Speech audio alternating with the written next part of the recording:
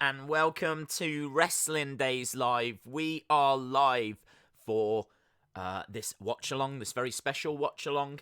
We're doing a watch along for ECW, and we're doing a watch along for One Night Stand. Now, we are starting a little bit earlier than we normally would, because we're actually going to be talking for about half an hour. There's so much to talk about because, of course, we've already had Raw. We've already had a great NWA this week. Obviously, a very interesting AEW, NXT.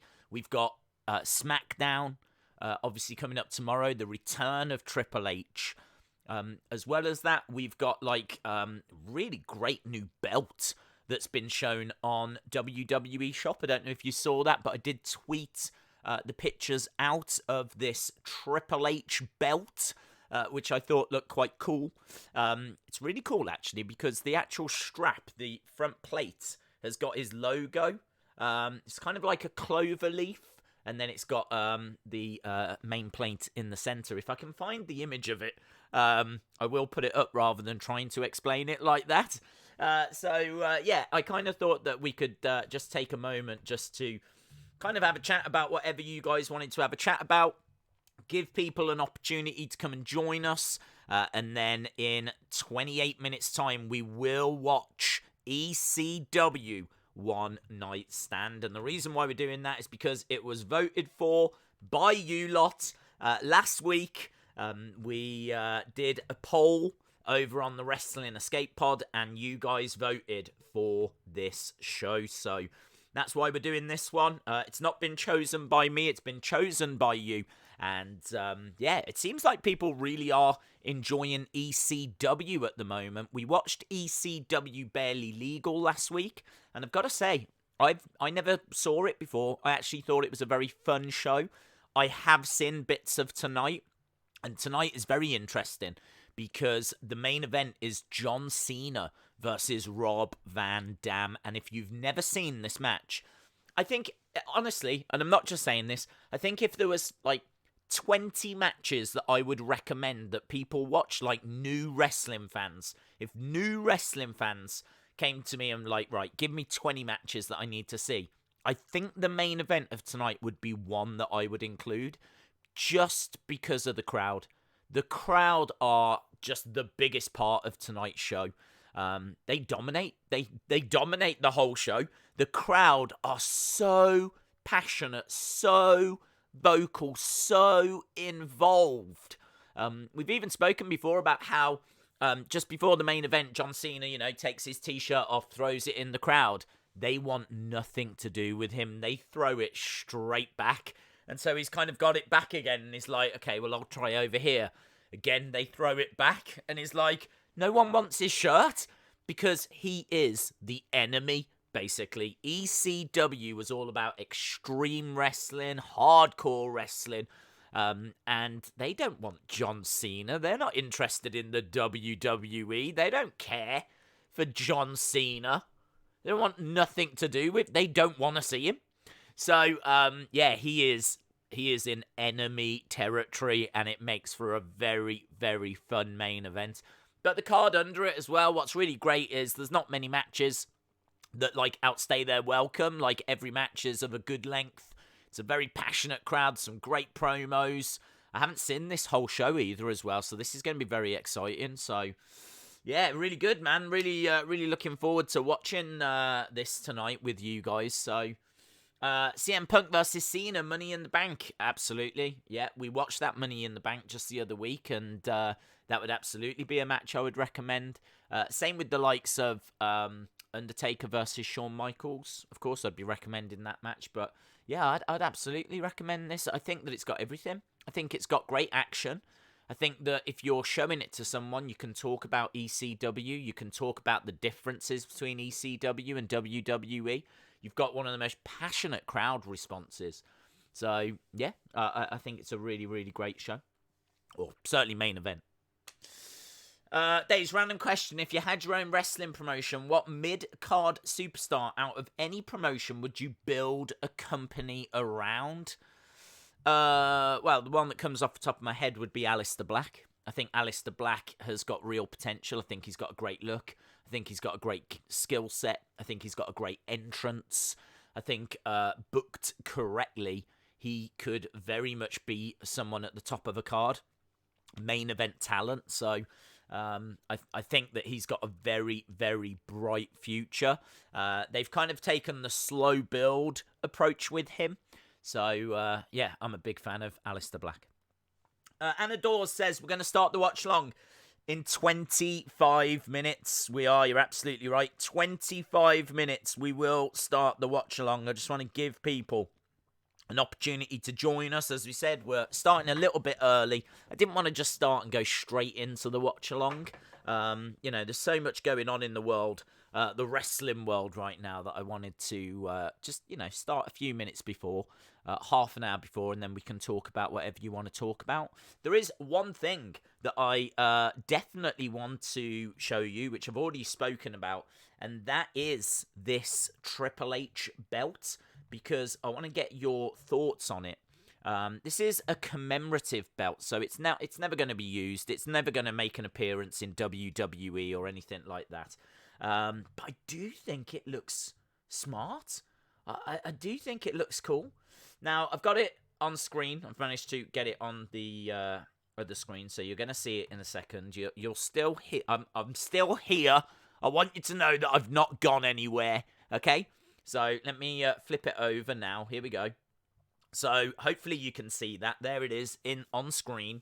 And it's basically Big Eagle. It's basically like the Attitude Era Championship. But if you look at that front plate, you can see that the outline is like the 4-leaf clover. I think that's what it is. Like a 4-leaf clover. And that's obviously Triple H's logo. If you look in the top left corner where it says 25, Triple H 25, you can see the shape in the background is what they've used for that main plate. Now, I got to be honest, when I first saw it, I was like, oh, I'm not sure. I'm not too sure. But then if you actually picture that around Triple H's waist, if you imagined that Triple H was champion right now, and rather than giving him one of the awful WWE championships or Universal championships they've got at the moment, instead, if he was to walk down to the ring with that around his waist, I think it's really class. I really do. I think it's really, really smart. So, yeah, I just wanted to show you that because I thought it was a very interesting looking commemorative championship. You can get it right now from WWE Shop. Of course, this isn't sponsored by WWE Shop. I'm not trying to sell the belt or anything. I literally just wanted to show it to you and kind of get your thoughts on it. But I did think that it looked very, very cool. Very, very cool indeed. So there we go. That is the new Triple H championship, the commemorative championship. You might remember that they've done other ones. They've done Hulk Hogan. They've done an Undertaker one. They've done lots of different belts. They've done a Bret Hart one, I believe. Maybe even a Shawn Michaels. The only thing with those is they tend to just paint the straps. They don't tend to like do anything different with the belt. With this, they've like changed the whole shape of the front faceplate and all the shape of the side. So the actual strap has changed shape, and I know it's very unorthodox. And as I said, when I first saw it, I was like, not sure about that. That doesn't look right. But then I kind of pictured it around his waist, and I was like, actually, do you know what? I think that might actually look really cool around his waist as well. Because I'm picturing him when he was like full on Viking.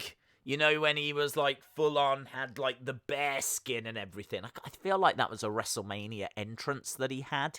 I just think that if he came out with that belt as well, it would look very, very cool. So, yeah, just wanted to show you that. I think the belt looks pretty good, says J14. I hope he comes out with it tomorrow. I don't think he will, because I think there'd probably be more questions than answers if he came walking out with a championship belt. So I'm not expecting him to come out with that, but it might be there's a little advert that shows it on the show tomorrow. There's a lot of people thinking that he may get attacked by the Fiend, and that could happen. I've always said I don't think it will, because I think the Fiend is in a program right now with Braun Strowman. I think that the Fiend is focused on that. I think Bray, if anything, is focused on Braun. So I don't think he's going to attack Triple H.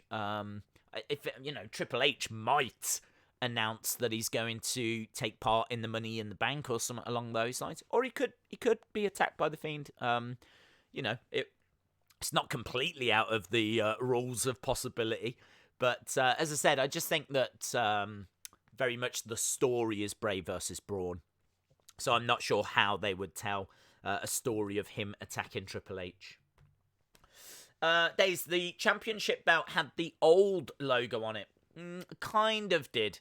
It was the old scratch logo, but it didn't have the F. So it wasn't the old Attitude Era F scratch logo. It's kind of the newer WWE scratch logo that they use, because of course they can't use WWF because that's owned by the World Wildlife Fund. They own it, so they can't use that anymore. So yes, it is. You are right. It is the old scratch logo, but it's kind of the new logo done old. I don't think the Fiend will attack, says Jake Wrestle News. Monica King says the belt looked fire. Days, the Insiders podcast was amazing. I loved Gary. Yes, I haven't had a chance to listen to that yet. I need to go back and listen to that. There's so much stuff that's being pumped out at the moment. Tomorrow, I think tomorrow is a massive day. I've got to tell you, I'm very excited about tomorrow. Because tomorrow we have got SmackDown, and it looks like it's going to be an interesting SmackDown with Triple H on the show. So very much looking forward to seeing Triple H and seeing if anything does happen. So we've got that happening. As well as that, we've got obviously a brand new Wrestling Escape Pod. The new podcast that me and Tommy do together. That is after SmackDown. So it'd be great if you can join us for that. But also tomorrow, a very special interview. Now, when I say this, I really do mean it, because there's going to be an interview with one of our community members. And this is very special because this is a community member that doesn't type and interact. They just sit back and, listen to what you guys have got to say when I read your comments out and things like that. And obviously listen to what I've got to say. And they don't actually type or interact. So Brandy Smith tomorrow is going to be very, very interesting to hear her story. I'm not gonna reveal too much. I'm not gonna talk about too much. But all I'm gonna say is that she's a community member, someone that joins us. She may even be watching right now. So if she is, shout out to you, Brandy. I'm really looking forward to that interview tomorrow. That's going to be just before our SmackDown stream. So Insiders have got that very special interview with Brandy. And I really think you'll enjoy it. I think it'll be quite insightful. So they've got that interview just before SmackDown. Then we've got our SmackDown watch-along. And then we've got Wrestling Escape Pod straight after. So tomorrow is a very, very big day. So, yeah, really looking forward to it. When's the Faff Around stream, says Chalmers. There's no time for a Faff Around stream. The closest we might get to a Faff Around stream is on Sunday, when I'm thinking of doing a quick little stream on the Wrestling Escape Pod.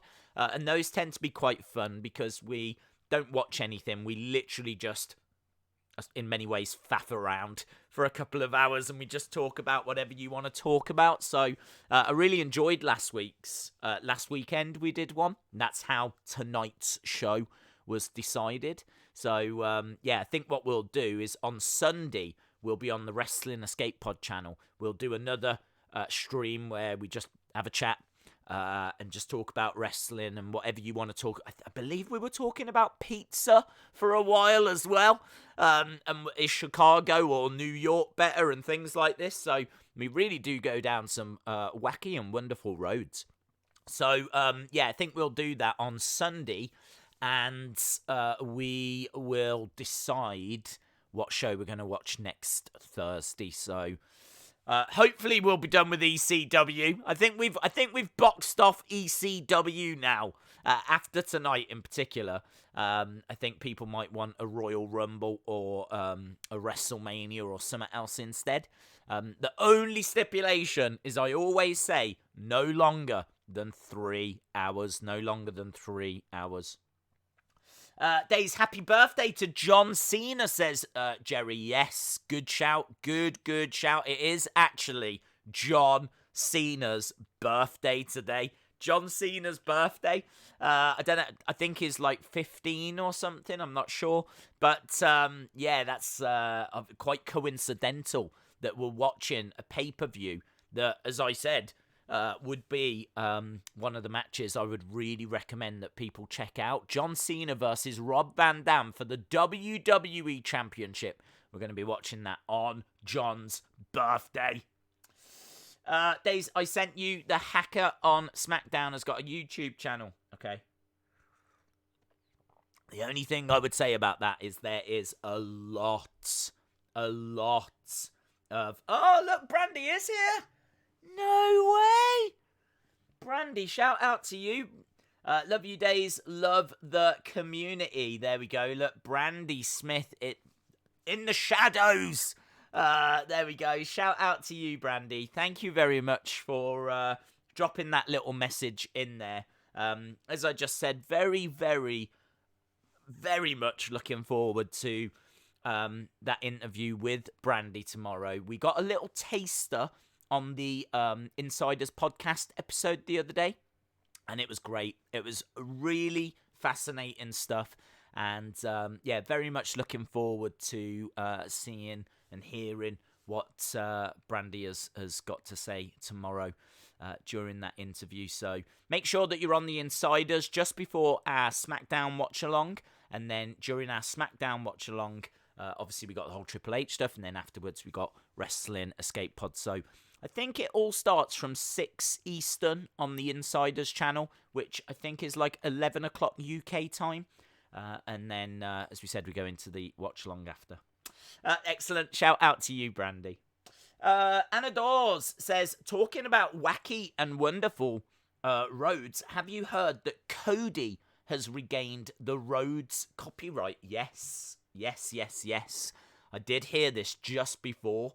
So, brilliant. Apparently, WWE let it expire or something. Like, I think they owned it. Like, how did they own the copyright to that name? But they did, apparently, and now he's got it back, so...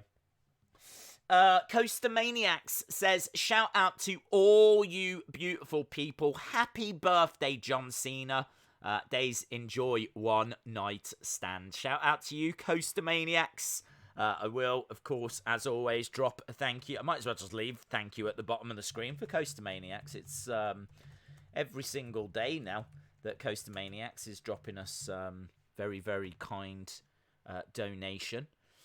Let me jump over back. So, shout out to you, Coaster Maniacs. We've got Eric Derishi as well. Days, it's Jack Eric's son. You're great. Why did you think Phantasmo did not get kidnapped? Do you think it's to throw people off? And I used the Elite Rey Mysterio as Phantasmo. Who is your favourite WWE wrestler? My dad said hi. Shout out to Jack, Eric Derishi's son. So shout out to you, Jack. Shout out to your dad as well.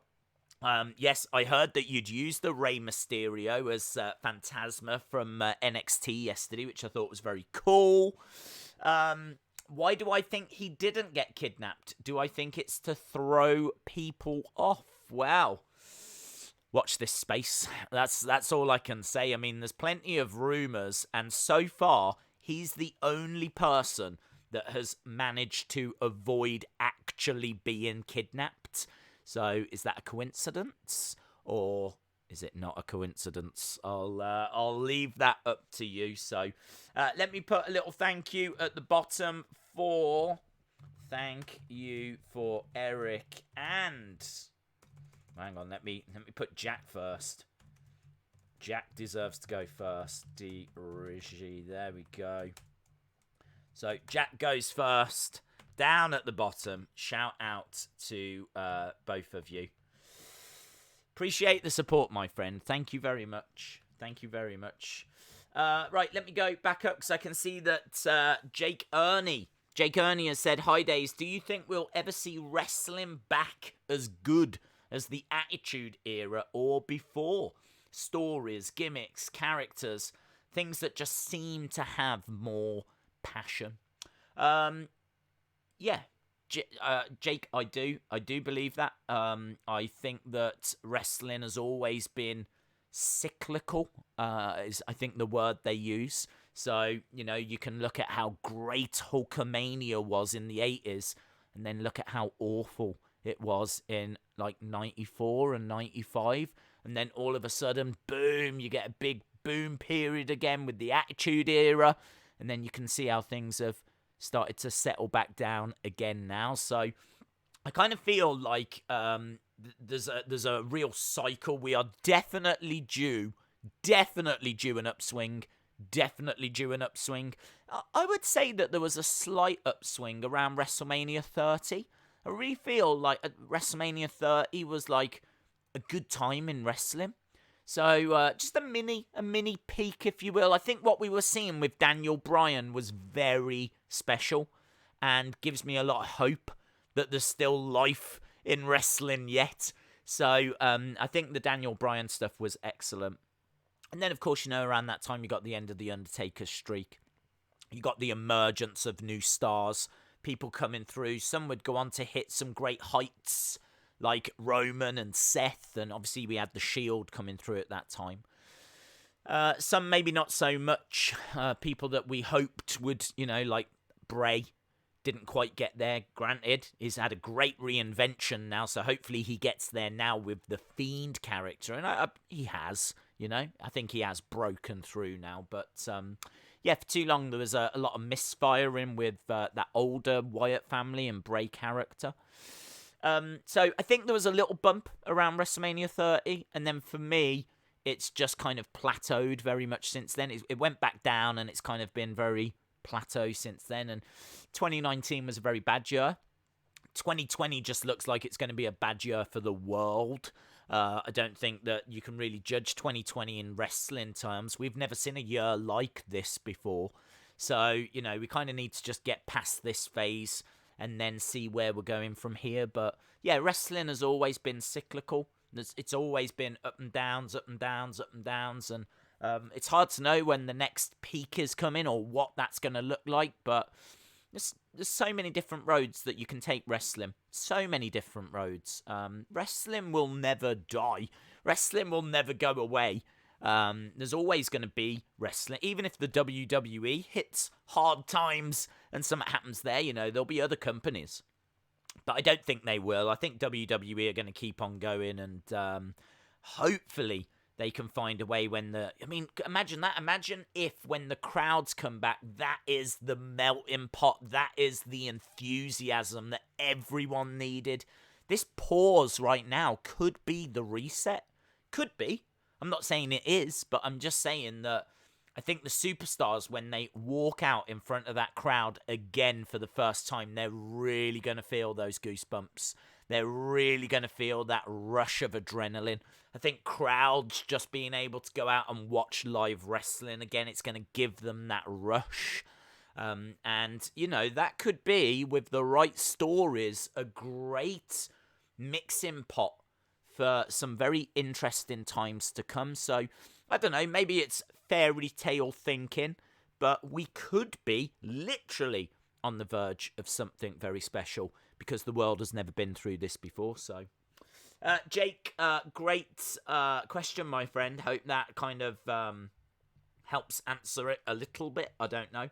As you said, we'll have to wait and see. We'll have to wait and see. It's hard to know which way it's going to go, but fingers crossed. Hey, fingers crossed. We're all wrestling fans. We all want to see the best. Ultimate Farmer says, imagine the pop that Drew will have when the crowd will be back. Yes, completely agree.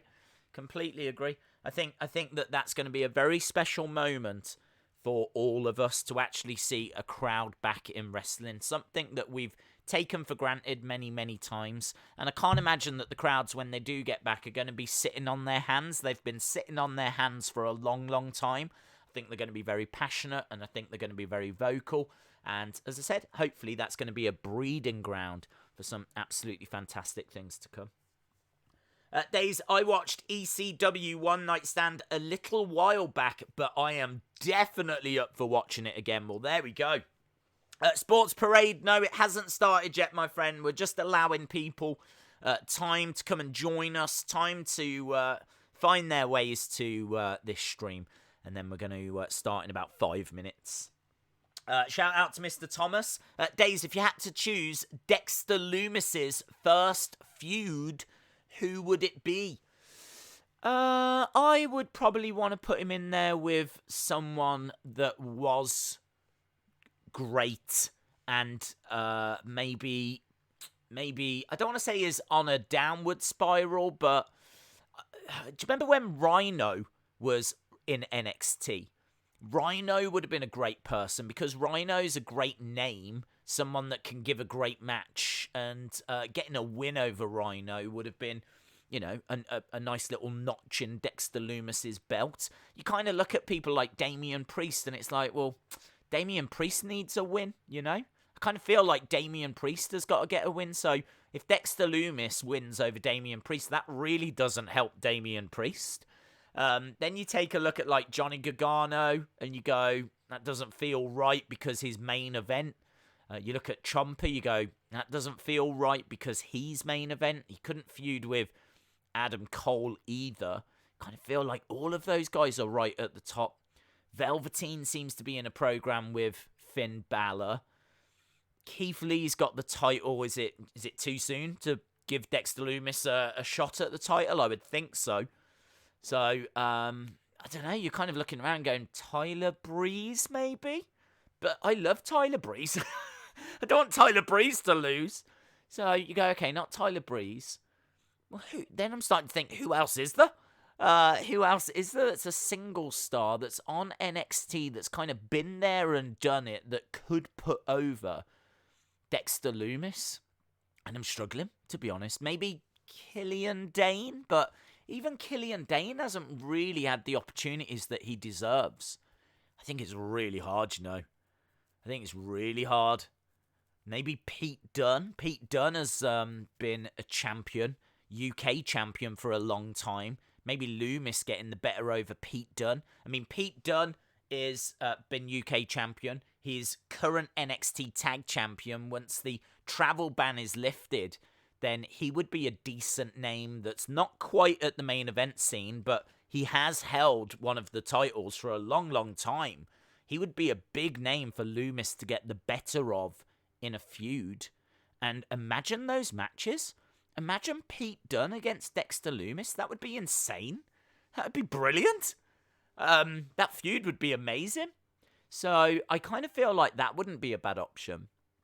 But the answer is I can't. I mean, I'd love to know what you guys think. Roderick Strong. Yeah, that's not bad. He's not got a belt at the moment. Yeah, that's not bad at all. Roderick Strong. Roderick Strong would give him a really good match. And he is someone that's been North American champion. He's someone that's obviously held those tag titles. I don't think he's someone that's going to be at the very top. But he doesn't need to have been at the top. He just needs to be an established star that can afford to lose a feud. And Roderick Strong, I think, does fit that bill. So that's a really good shout. Anna Dawes says Dijakovic versus Lumis. I'd be down for that. That's not a bad shout. Yep. There's the NFL. Do you know what? Something I just thought. No, doesn't work. Doesn't matter. Kushida. Walter's current champion, isn't he? So you basically, if he feuds with Walter, he's gonna have a title shot already, and I don't know if that'd be too soon. Hello, Ben Russell. Hope you are well. Days, do you think that John Cena is the Michael Jordan of WWE? The Michael Jordan of WWE. Yeah, I feel like that's a pretty fair comparison. I feel like Cena's definitely one of the greats, one of the all-time greats. Cena, I mean, like, if you think about people that actually carried the WWE, then you've got to talk about the likes of Hogan. You've got to talk about the likes of maybe Bret Hart, Shawn to a lesser degree, but certainly Stone Cold. Maybe The Rock a little bit, maybe Triple H a little bit, but certainly John Cena. So, I think that he definitely is up there with the likes of Hogan, Sammartino. You could argue Brock Lesnar, a little bit of Roman Reigns. I think that he is up there, and he's probably the most squeaky clean out of all of them. I can't think of anything I've heard about Michael Jordan that was, like, shocking or, do you know what I mean, like, scandalous. And equally, I can't think of anything scandalous about John Cena. If I think about Stone Cold, I think attitude, like, just full-on attitude. And I don't think Michael Jordan was about attitude. Obviously, Hogan's had a bit of, controversy recently, so I can't say that Hogan is the Michael Jordan. So I feel like Cena might be the best fit for those reasons. I'm not saying Cena is the all-time greatest, if that's what you're saying. But then, do people say that Michael Jordan's the all-time greatest? I'm sure, like, there's other better basketball players, isn't there? I don't know tons about basketball, but what about LeBron? I think a lot of people regard him as the greatest of all time, don't they? Or maybe Kobe? I don't know. Wilt Chamberlain? That's a name I know that I've just said out loud. How about that? Magic Johnson. Was he a runner? I don't know. Loomis versus Lashley. Jordan does have an attitude. Oh, wow. There we go. You see, this is where I'm going to struggle because I don't know a great deal about basketball. So that's for you to decide. We've got Chris saying Bruno would be Wilt. Hogan would be Magic. Stone Cold would be Jordan. Okay. Cena is LeBron. Okay. Cena is LeBron. Yeah, I'm seeing a few people saying that. Okay. I'm not going to argue with that. I genuinely don't know. I've just given you my whole thought process on that question. That I don't know that Cena or Michael Jordan had an attitude or anything scandalous or anything like that. So it felt like a good fit to me. Right, my friends, we are 2 minutes away. So go to your networks. Start finding the show. Try and find the show. You are looking for ECW One Night Stand. That's what you're looking for. ECW One Night Stand. It's 2006. 2006 ECW One Night Stand. Now, we did watch ECW last week, and as I said, it was a very, very enjoyable show. We're going to start at 5 minutes past, so you've got a minute to find it. Go to your WWE network. One Night Stand, 2006. Obviously, once we're up and running and everything's starting, we can talk about the show, talk about what's happening, but we can still talk about whatever you want to talk about. So, but we're just going to do this little watch along as well. Ric Flair could be Michael Jordan, says LSW. Big Show is Shaq, says Sports Parade, yes. Hello, Outdoor, hope you are well. Already on it, says Broken Dreams. Very, very cool. Okay, are we ready then? In 3, 2, 1, play. Okay, I am at 3 seconds, 4 seconds, 5 seconds, 6 seconds, we are up and running. So, welcome, my friends. We are watching ECW One Night Stand. Now, I do have a few little things written down about this show just to kind of bring you up to speed. Look at this. We are in the Hammerstein Ballroom. This is in New York. And it's a red-hot crowd, as we said. A red-hot crowd.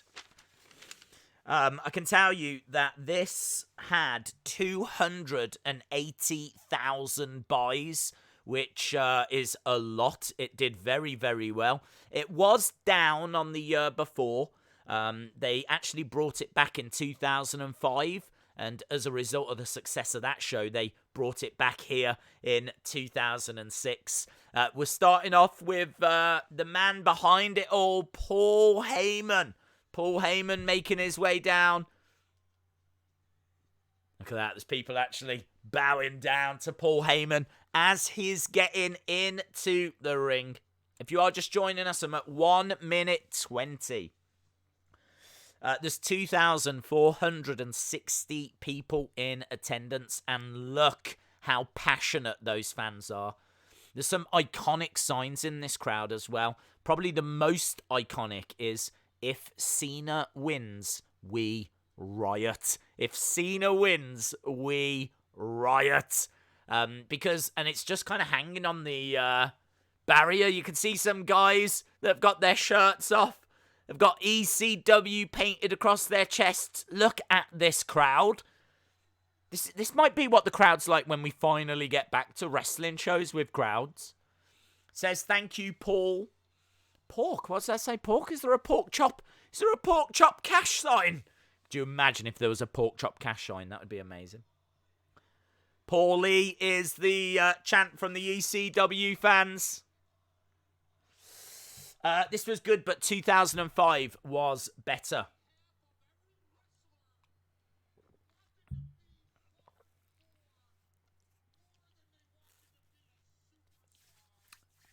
On behalf of every wrestler that wanted to be hardcore more than they wanted to be a superstar.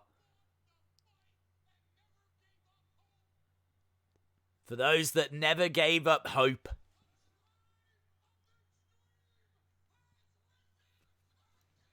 The tribe of Extreme has risen again. What they do is they really build that, like, really strong kind of sense of belonging. Like, everyone there kind of feels a little bit like an outsider, if you will. Kind of feels like they're not being catered for. WWE isn't for them. They like hardcore wrestling, extreme wrestling. They like things, turned up to 11. And ECW catered for that crowd, that this was their brand, So, when it came back in 2005, they lapped it up. They loved it. They absolutely loved it. And as a result of how popular that 2005 show was, we got this 2006 show. And just a couple of days after this, an ECW TV show returns as well. You might remember that the computer games were Raw versus Smackdown versus ECW. Like, this was a full-on rebirth of ECW, but sadly, done the WWE way, not the original ECW way. Days, the crowd is how it's going to be when the virus is over, says Jerry, yes. Sean Reset, shout out to you. Butterspark says ECFNW. Days, the new belt of Triple H, do you think it'll be a Mattel wrestling figure? Sadly not, no, I don't think it will, because Mattel don't seem to be making, or certainly haven't made any of the previous commemorative titles. These just seem to be special one-off titles for, like, WWE Shop. But it's a really good idea. It's a really good idea to for Mattel to make them and put them with, like, figures in the future. You might want to drop that over to them as a suggestion, because I think it's a great shout.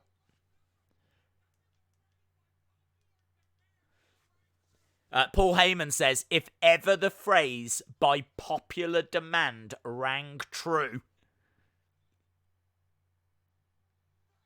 it would be for this. And he gets on his knees and he thanks the crowd. The crowd are loving him. He is loving them. I think this is the kind of passionate wrestling that was being spoken about just before we started watching. You know, people were saying, will we get back to this? Will we get back to this kind of passion? And, well, here it was. Look, this was 2006. Days, who do you think would win in a match between Asuka and Thunder Rosa? I think it would be a brilliant match. I think it would be a close, hard-hitting match. And I think it would depend where it was being booked and what was on the line. I think if it was for the NWA Women's Championship and Asuka potentially was coming in as a one-off, then Thunder Rosa would be put over. If Asuka might be sticking around for a while, maybe they would put Asuka over. I don't know. I think both are fantastic talents. Two of my favourites. EC dub chants. There we go. So that was the opening promo by Paul Heyman. The what you just saw there, the passion that you saw, is going to be very much what we see throughout the rest of tonight, and a very ECW feel to this intro. It's got a very 90s feel to this intro, hasn't it? But of course, that's when ECW was around, late 90s. There's Lance Storm again. J14 says, I have never seen the full show, only John Cena versus Rob Van Dam. I've seen that and bits of the Randy Orton match, bits of the Edge match, because tonight we're actually going to see quite a few WWE stars. Randy Orton's in action, Jerry the King Lawler, Edge, Mick Foley, Rey Mysterio, John Cena. They're all in action on this show tonight, so I know some people might look at this and go, oh, ECW, I'm not too sure about ECW, but this is kind of ECW meets WWE. There's going to be a lot of names on this show that you will know. So, and it's all happening in front of an ECW crowd. We got Joey Styles. They posted Unrivaled 3 has to freshly squeezed. Stay positive. Shout out to you, Dylan. Tazz making his way out. You need to know that I believe around this time Tazz hadn't competed for a while. So Tazz obviously loved by the ECW fans. We saw Tazz during that Barely Legal show from 97. So an ECW original. But, he'd had neck injuries and neck problems, and he hadn't competed. He kind of came back as I don't know if it was a one-off, but it's a special moment for him to be out there. But as a result, don't expect much of a match. That's all I'm going to say. Don't expect much of a match from this first match. Because I genuinely don't know how injured he is here. But I know he's not 100%. Far from 100%. See Wrestling, shout out to you. What time am I on? It is 9 minutes 12. You haven't missed anything other than a Paul Heyman promo. And Tazz has made his way down to the ring. Tazz in the ring. And as we just said, Tazz had been injured around this time, and he is taking on Jerry the King Lawler. What's really interesting about this is Jerry Lawler had been very vocal in his hatred for ECW throughout the years. He did not respect ECW at all. This was the King of Memphis taking on the Submission King. And, this you can see that when Jerry comes out, the graphic says Raw at the bottom. And he points, and he'd been having a little feud with Joey Styles as well. But he's taking his headset. Oh, big slap. So 10 minutes, 14, 15, 16. That's where we are. Big slap by Jerry Lawler, who's making his way down. So our first match is going to be Jerry the King Lawler taking on Tazz. Jerry Lawler.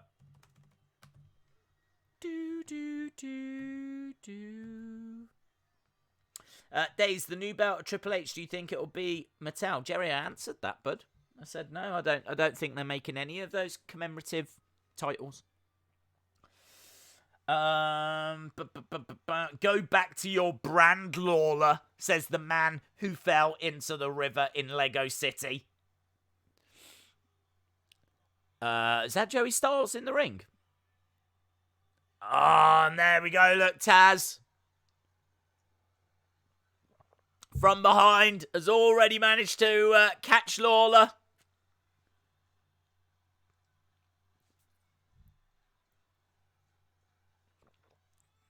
Hand down for one. Hand down for two. Done. There you go. There's your first match. There's your first match. Tazz beats Jerry Lawler in seconds.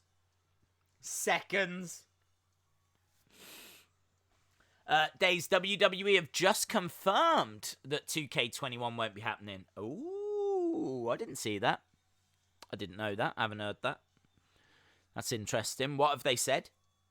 Have they mentioned a replacement? Because there's lots of talk that there might be a different game this year instead of 2K21. DJB Tazzy, yeah, we are streaming the final Nitro on Saturday. I don't know what time yet. I need to have a look at it. But we will be doing it. And Joey Styles has gone back to the commentary table. That match is basically just to set the evening up, isn't it? That's all it does. I'm ready for SmackDown on Friday, says Jacob B. Snow. Yep. Is the Scorpion Death Drop really just an inverted DDT? An inverted DDT? No, I don't think so.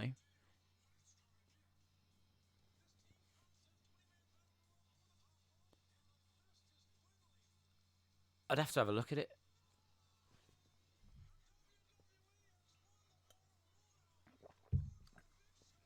If that was a Brock match, he would be sweating a lot. Slim B, shout out to you. Right, oh yes, we're building now towards the next match, which I think is going to be Randy.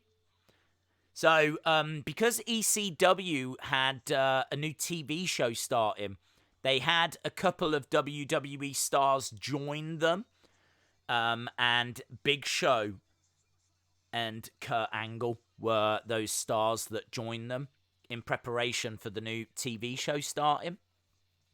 So we're just kind of seeing the build to all of this. John Cena against Sabu. Shout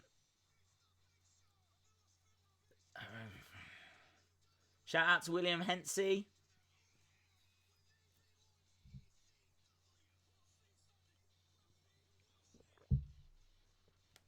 So we're just looking at a video package about how we got to this next match. Tazz joining on commentary with Joey Styles.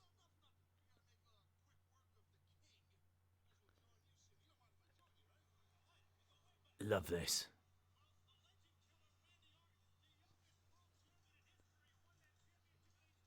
This is his original music. Wow, his old Legend Killer music. Hey, nothing you can say. Love that music. Look at this. Two that getting in the face of a fan. I know something else about this. Apparently, I read on... I can't remember where it was. I can't remember if it was the Wikipedia or an article. But apparently Randy Orton was a real troublemaker in the locker room around this time. He kept causing trouble. He was very disruptive around this time. And he was actually serving a 60-day suspension during this. But they brought him back early for this match. So he was going through a 60-day suspension for unprofessional conduct. I don't actually know the details of what he did. But, yeah, there was a lot of dramas that he was involved in, like backstage in the locker room. Yeah, he was in the middle of a suspension, but they brought him back for this. I've never seen this full match. But I know and I've been told that it is very, very good. This is Randy Orton versus Kurt Angle. And Kurt Angle, as we've just said, had been drafted to ECW at this time. He was one of their kind of draft picks that they had. So even though this seems like very un-ECW, I think the crowd will be with Kurt Angle on this. Could we maybe do Night of Champions 2010? Has to be voted for. The reason why we're doing this show is because this won the vote the other day during the stream that we did over on the Wrestling Escape Pod. Here comes Kurt Angle. Kurt Angle making his way down. So this is going to be... He was a beast here. This is going to be a great match. Proper match. Not like what we just saw between Tazz and Jerry Lawler. This is Kurt Angle, drafted to ECW.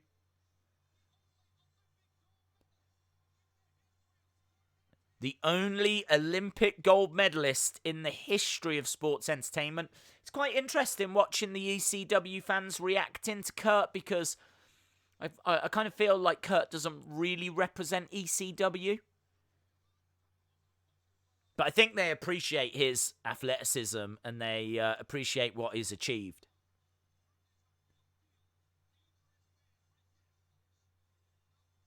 Tazz saying that Kurt is the real deal. He is a dangerous man. So Kurt Angle in the ring.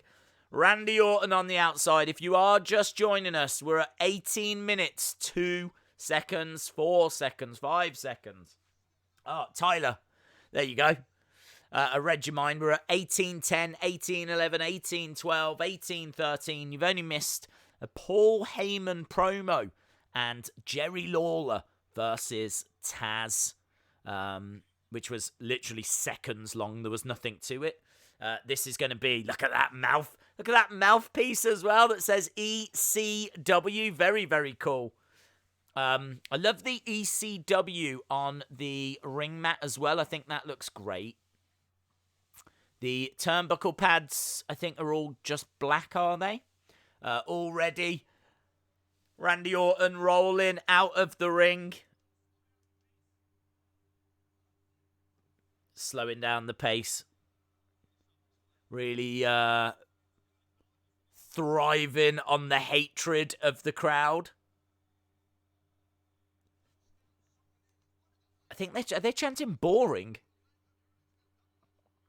You can see the "If Cena wins, we riot" sign in the background, which is very, very famous. And Angle already looking for the ankle lock. He's desperately trying to get it. Kurt spent weeks sucking up at how good ECW was. Got the nickname the Extreme Machine. That's why the fans accepted him. Nice knowledge. Days growing up, did you prefer Nitro or Raw? Swamp Manor, I never watched either, to be honest. I would see highlights of Raw, clips of Raw. My cousin would put a few bits onto a videotape for me. But as I grew up, Raw started in 93. Like, that was all throughout, like, school time and everything for me. So, I never had Sky or any way of watching Raw during that time. So I used to just have to rely on videotapes that I would get. You got to remember, there was no network then. There was no, like, catch-up. There was no internet. There was no mobile phones with internet on or anything like this. So you either watched it and taped it, or you never saw it. And I never saw it. So there was a lot, and there still is a lot of Raws that I've not seen. I know all the big moments. I know all the big storylines. Things along those lines. But, there's episodes of Raw that I've never seen. But there's a lot of episodes of Nitro I've never seen. A lot. But again, I just try to educate myself on the big storylines and how things connect. But, yeah, there's a lot of wrestling I've never seen. I said before, how can you watch it all? How can you watch every Raw, every Nitro, every Thunder, every SmackDown, every ECW, every territory wrestling that there's been as well, and now you've got AEW and New Japan, and lists just go on and on and on, don't they? Randy Orton to the outside. I think as long as you've got a good idea of the big storylines, how things connect together. Randy on the outside, smile on the face of Kurt. Which was better, AEW or NXT? I think NXT was better, says Joseph. This is the best kickoff show, and ECW is cool, says Josh. It is, Josh. It is. I agree. I enjoyed Barely Legal, and I already know I'm going to enjoy this show. Nice by Angle. All over. Look at that, just slapping the back of the head of Randy. Angle was so good. Look at this. Real disrespect. He has got Orton face down. Rear choke.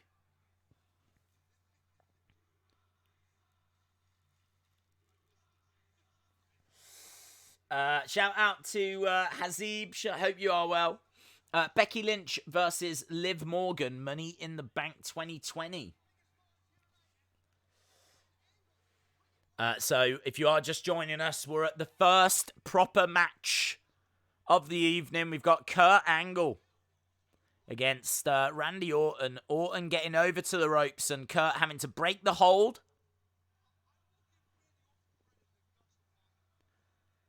Tazz says he is going to give Randy Orton some credits. Takes guts to step in there.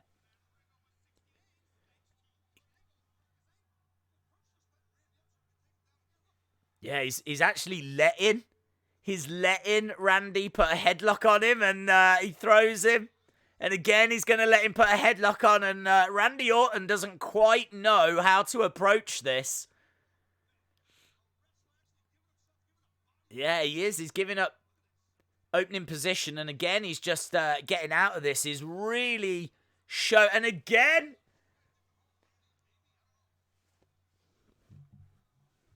Nice. Shout out to £10 of podcast. Hope you are well. Days, thanks for the shout outs and reading my comments from Buffalo, New York. L.I. Baker, whisper out to you, my friend. Big ECW chant. Oh, Kurt Angle, shoulder first into the ring post. He was just a split second too late. What a crowd. What a crowd.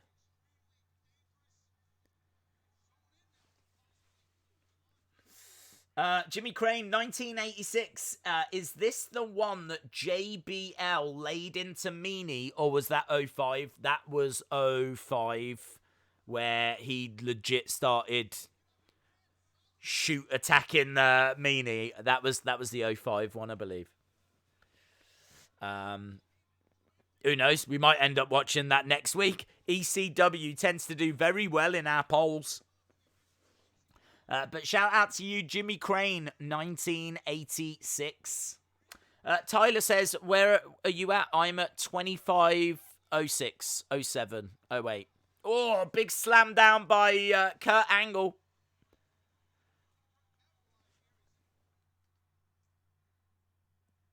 Here we go. Reverse against the ropes goes Kurt. Nice. Back elbow by Randy Orton. Kurt Angle goes down. Lots of signs in the crowd. Lots of passion in the crowd. Are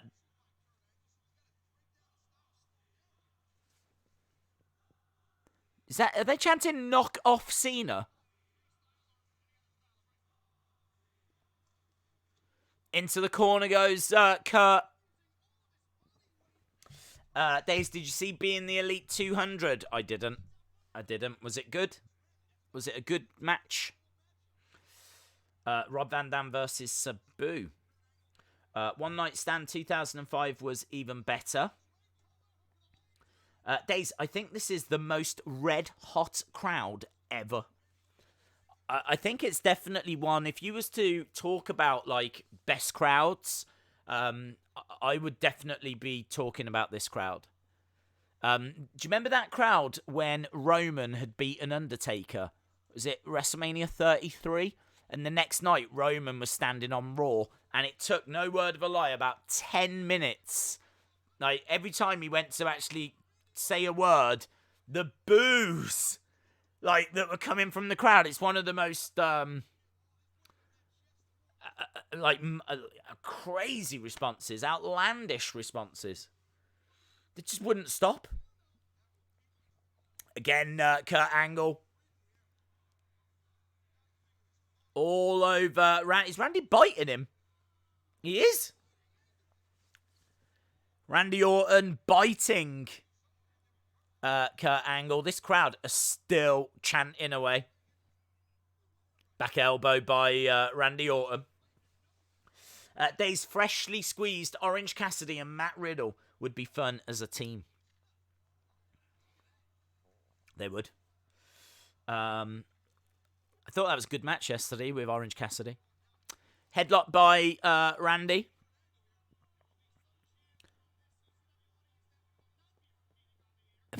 Joey Styles says there's going to be a few chants from this crowd that we will not be repeating on air.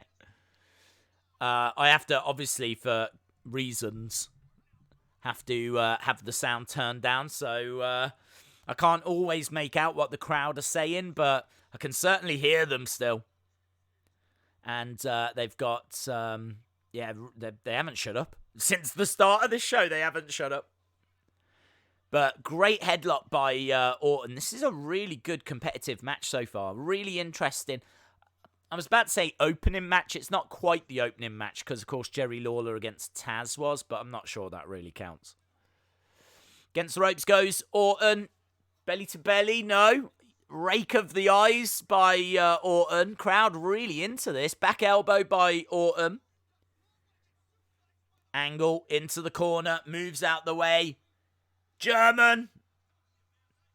Great German by Kurt Angle. I believe Kurt Angle had made appearances for ECW in the 90s, so there is a connection with Kurt and ECW, but I know that he wasn't thrilled at being drafted to ECW. He liked the limelight, you know. He liked Smackdown. Days, it was an amazing match on a level with Undertaker versus AJ Styles. What was? Jimmy Havoc against Orange Cassidy? Tyler says, I've caught up. Kurt spent longer in TNA than he did in WWE. What was your favourite match at WrestleMania? Mine was... Oh, another! He's held on. We've got Suplex City. Kurt Angle is taking Randy Orton to Suplex City 3 in a row. The crowd on their feet.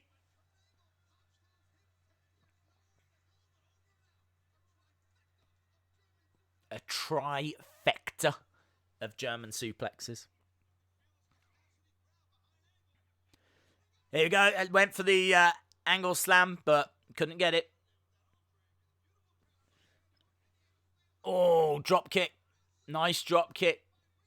I was trying to see if tie-dye guy was in the crowd. 1, 2, shoulder up. One Night Stand 2005 was even hotter as it was the first.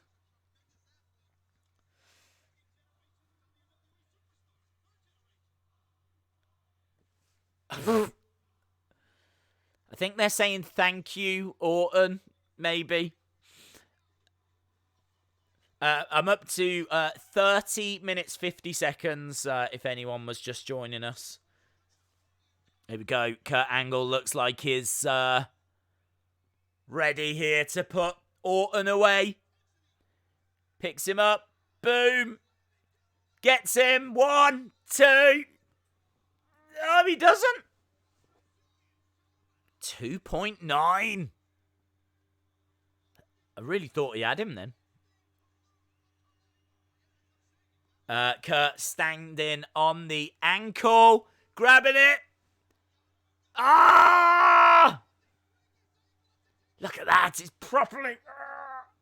Nice roll through by Orton. Angle goes face first into the middle turnbuckle. Orton from behind.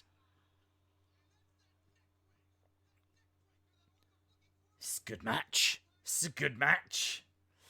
No, Days, Matt versus Nick was on a level with Undertaker AJ. Okay.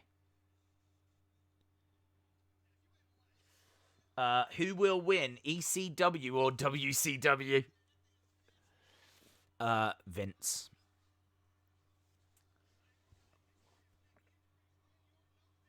Here we go. Orton looking to strike. The Viper is ready.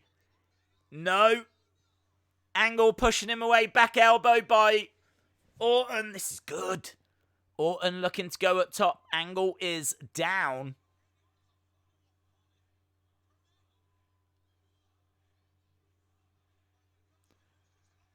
Kurt Angle popping up, going onto that middle rope. Tried to grab Orton, but couldn't quite get him. Orton at the very top. Big, huge crossbody. Goes for the pin, but Kurt reverses. 2, just a 2 for Angle. Big clothesline. That was more like a lariat. That was horrible. Really exploded with that, but the way that he snapped at it, oh, that's brutal. Vicious, says Tazz. Here we go, RKO, no, couldn't hit it. Roll through, 1, 2, kick out by Kurt. What a match this is brilliant. I don't think Kurt Angle knows how to have bad matches. Oh, he's got him. Surely he's going to have to tap. He's got his ankle. Middle of the ring, and Randy taps. Wow. Brilliant. Brilliant. Days, do you remember the chair shot that JBL received from Stevie Richards for doing that to Meanie? What was more impactful, that one or Jeff Hardy's on Brock? I should imagine that they... yes, I do remember that. That was horrific.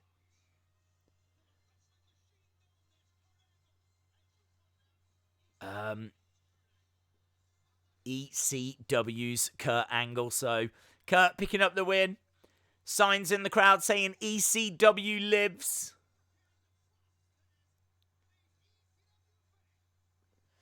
Kurt Angle is my favourite of all time, says Nando. The man who fell into the river in Lego City says, I love this match, but I don't know who I want to win. Well, you've got your answer as to who has won. Kurt Angle emerging victorious in a very, very enjoyable match. Very, very enjoyable contest.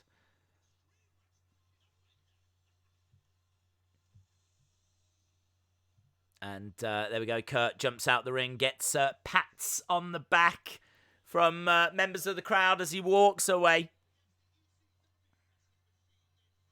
The ECW wrestling machine.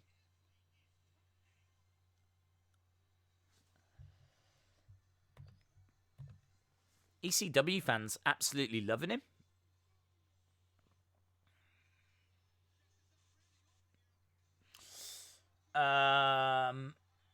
Sasuke 100k. I've no idea now. Days, was the one with the Raw and SmackDown invasion, or was that 2005? 05? This one's got stars already on the show, all throughout the night. When they go to split screen, it's the same sound as the effect on the SmackDown glitch, says C Wrestling it is, yes. Maybe the hacker is Sandman. Maybe it's Joey Styles. Randy Orton is asking for another official to come down because he can't quite walk on his own and he can't cope with just one. He needs a couple of officials to help him walk away.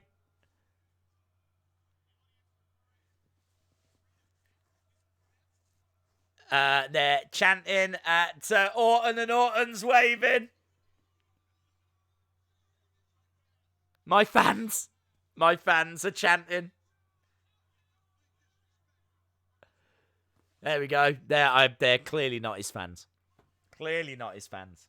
Do you think ECW will ever return? Well, never say never. It's a much loved brand. But it's hard to see it coming back anytime soon. Love to go. I've always wanted to go to the Manhattan Center. It really is somewhere that I would love to go to.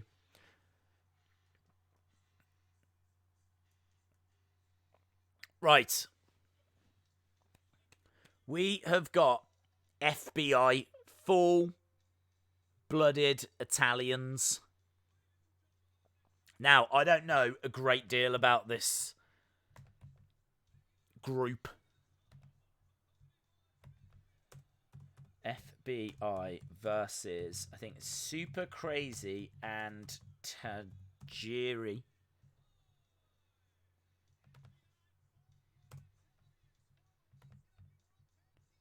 Former ECW World Tag Team Champs.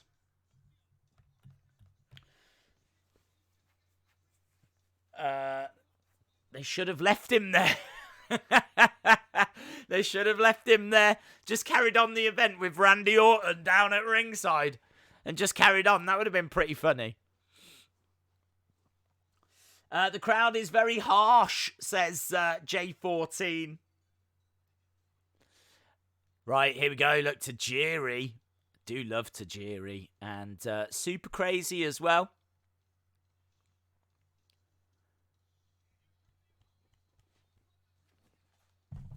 So we've got a tag match underway, or about to start. A match that I have never seen in my life. So very, very interested by this one.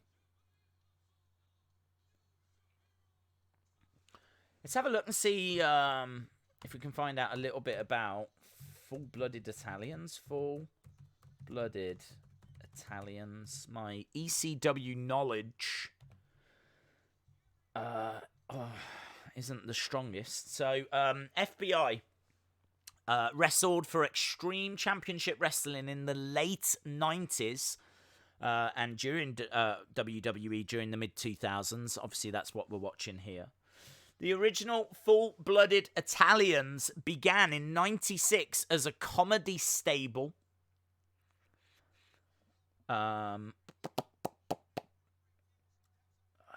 They've non-too-subtle mafia references. The group would routinely come out to Entrance's cover of Stayin' Alive and challenge their opponents to dance-offs. What? What? They began feuding with Mikey Whipwreck and Tajiri. So there we go. They've got ties to the late 90s. Apparently they were in Total Non-Stop Action Wrestling as well on the indie scene. There's been how many? 12 incarnations of the group. 12 incarnations. The first incarnation was 96 to 99. Apparently members included Tommy Rich, Tracy Smothers, Little Guido, Mabel, Big Guido, One Man Gang. Then there was another incarnation between 2000 and 2001. Then there was another incarnation 2003 to 2004. Another incarnation 2005 to 2006. Another one in 2006. This what we're seeing right now is the 6th incarnation of this group. So there we go. It's gone through quite a few changes. Let's put it that way. Do you like F.B.I? I don't know much about them. I've heard the name. I have. I don't even know if I've seen any matches. Honestly, I'm trying to think if I've seen any matches.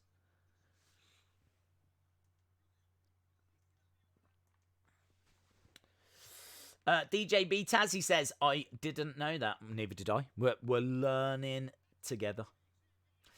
Fun fact, everyone from ECW One Night Stand that was with or signed with WWE has a Jax figure made of their attire at the personal request of Paul Heyman. Shout out C Wrestling for that fact bomb. Everyone from this show has a Jax figure of their attire made at the personal request of Paul Heyman. Very cool. Right, we are underway with this, with Super Crazy starting us off. You're revisiting this pay-per-view. Primo is the best WWE wrestler. Yeah, I've never actually seen this pay-per-view. I've seen bits of the pay-per-view. That's kind of very much my wrestling history. I watch bits of things. So I've seen bits of this pay-per-view. But I've never sat and watched it all the way through. Of course, I've seen the main event. And I'd seen bits of that Randy Orton match that we just enjoyed, but I've never seen this match. Stand-in moonsault. They're just promoting the main event. John Cena taking on Rob Van Dam. Now, when it comes to that, Rob Van Dam had won Money in the Bank. This was him cashing it in. It's one of those rare cash-ins where they don't just run down at an opportune moment. He actually said, we're going to do it at One Night Stand. So, cashed in, named the place, named the time, named the place, named the venue. And that's how we got our main event. Tajiri in the ring. Love Tajiri. Such a great wrestler. Oh, great kicks. Days, do you see Paul Heyman managing someone else? He could manage Ronda. I think that would make a lot of sense. But I think he's probably a little busy because obviously he's running SmackDown. No, Raw. He's got Raw, hasn't he? And Bruce Pritchard has got SmackDown. So, yeah, he's running Raw at the moment. So, I suppose he's there anyway, so it's not really a big problem for him to walk out, but I don't know. He might not want that extra responsibility on his plate, you know. Spits. Look at that, Tajiri spitting over to the F.B.I. corner. Super Crazy coming in. Kick to the back. Days, is there a stream tomorrow? Yeah, of course. We've got SmackDown tomorrow. We've got the SmackDown stream. Triple H, 25 years celebration. Super Crazy. What's this? double tree of woes. We got 2 tree of woes here. 2 trees of woe. F.B.I. Oh, drop kick to the faces. Boom. Days, did you know Chris Benoit versus Dean Malenko was planned for the 2006 One Night Stand show? No, I don't think. No, I didn't. Good knowledge. There's some lovely ECW One Night Stand facts being dropped in the chat this evening. Nando says Tajiri's kicks were so crisp. They really were. Yes, they really were. Hasib says starting Ramadan from tonight. Shout out to you, my friend. Ben Russell says, imagine if Triple H is in the Money in the Bank match. Because he knows the headquarters very well, he can run off to a hidden elevator and get to the roof and win. That would be awful. I feel like that would be a waste. I don't mind him being involved to give it a little star power. Tease that he knows the headquarters better than anyone and all this kind of stuff. But I don't want him winning. Lovely springboard moonsault to the outside. Super crazy. Gets tripped over. So, super crazy. Pulled to the outside. How big is Big Guido? How big is he? How tall is he? Let's have a look. Big Guido. 6'9". 6'9". Impressive.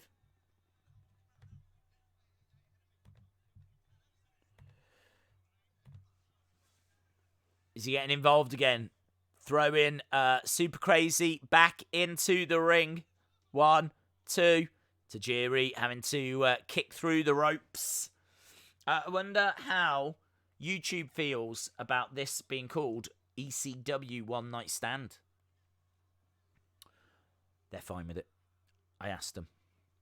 I would love WWE to do another event at the Manhattan Center. I completely agree. I would as well. This really is a place I would absolutely love to visit. Apparently, I think it's like literally just over the road from Madison Square Garden. And it's obviously where the very first Raw was held and a lot of those early Raws. Lovely work. Now looking for camel clutch. Yeah, he's got the camel clutch applied. Guido with a missile drop kick to the face. But Tajiri coming in, takes the legs away. Yeah, his kicks are really, really crisp. I was always a big fan of Tajiri. It was really fun, actually, seeing Tajiri compete in the Cruiserweight Classic. I think it was the Cruiserweight Classic that he came back for. I remember him coming back for... Yeah, it was. It was the Cruiserweight Classic. Elbow drop. Days, who do you think Gronk will lose the 24/7 championship to? Probably Mojo. Probably Mojo Rowley, because they know each other so well. Face first. They planned it for several months that they would clash at 2006 One Night Stand. It was going to be a tribute to Eddie Guerrero. Malenko, who retired in 2001 and became a trainer and a road agent, was given plenty of notice to get into ring shape. He wouldn't want to disrespect the memory of his friend with a subpar performance. Brianna, shout out to you. Deborah saying ECW is super extreme. It's great wrestling, though. I think what I've never given ECW credit for is just how great the wrestling can be. I've always got distracted by the barbed wire, and I think there was a lot of that certainly back in the day. But we've seen some brilliant action so far on this show tonight. I mean, Randy Orton versus Kurt Angle was just a really great match, and what we're getting here as well, really good action. Kick to the midsection. Tajiri, reversal, goes against the ropes. Nice. Back kick, super kick. 1, 2, double axe handle, breaks it up. Super Crazy gets into the ring. All 4 men in the ring right now. Great. Again, really great action.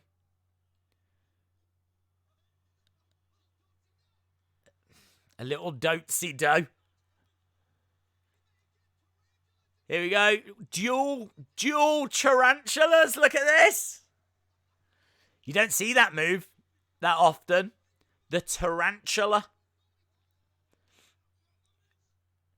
Big Guido coming in. Getting kicked by both Tajiri and Super Crazy. Against the ropes. Nice double drop kick. Down he goes. He was big, wasn't he? Although saying that, I think all of these guys are quite small, which makes him look even more monstrous. Double clothesline, down they goes. I say, I've never seen this match, so I don't know who's going to win, or even when it's going to end. It's gone quite long. Days the moment ECW died was when Vince won the ECW championship. Yeah, I mean, for those that don't know as well, ECW, just 2 days, I think it was after this, 2 or 3 days, literally no time at all, would have a weekly show. And it was on Sci-Fi. And Sci-Fi wanted it to fit in with their brand, so it needed to have some kind of sci-fi elements to it. But of course, you don't really have sci-fi elements to ECW. F.B.I. getting the victory, getting the pin on Tajiri there.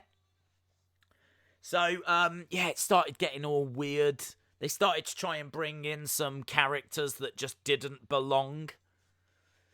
Wasn't one... Big Show making his way down. Talking of people that don't quite belong. Big Show doesn't belong. You can see the fans aren't too keen on this. Big Show was another person that had defected to ECW.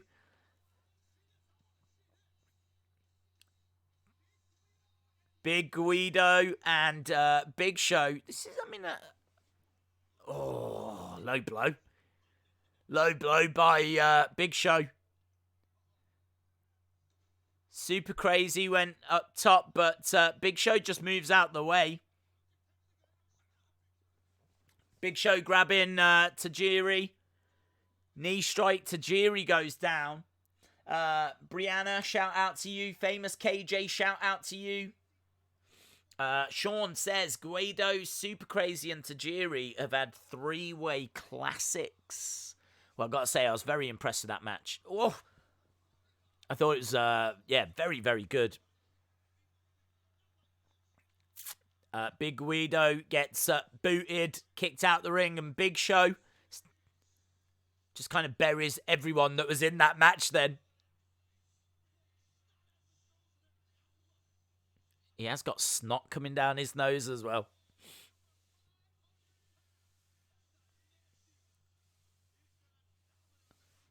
He's going to dominate ECW, they say. It's just not quite the right fit, Big Show. Another fact for ECW ONS was either 05 or 06, Dawn Marie and Francine almost got into a physical fight if Dawn wasn't pregnant at the time. Both called in by Ace and Vince for professionalism.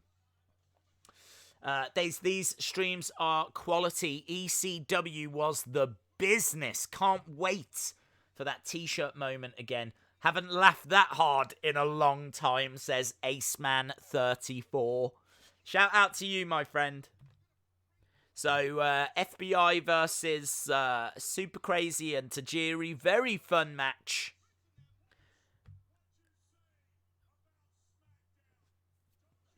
Is that JBL? JBL up in the balcony.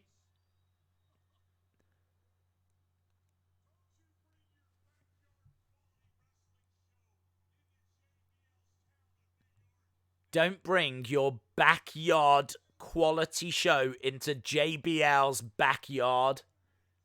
Is that Rey Mysterio behind him? Like, legit Rey Mysterio? Yeah, I think it is. ECW was the best crowd ever. Days Triple H said that 2-Night Mania was more enjoyable than the 8 hours that we normally get. Christopher Dean says this was a really good pay-per-view. Thanks for the memories.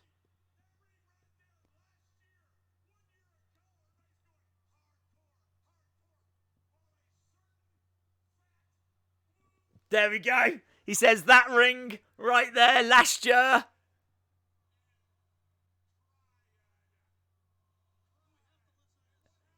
He's talking about how Blue Meanie cried.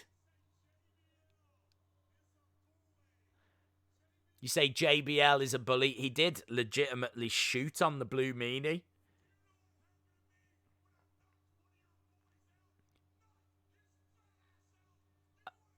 I knocked his fat ass out.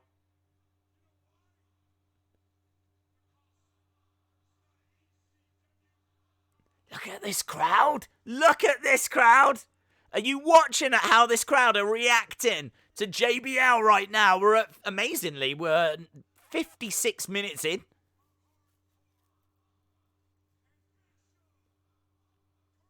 Shut the fudge up. I think that's what they're saying.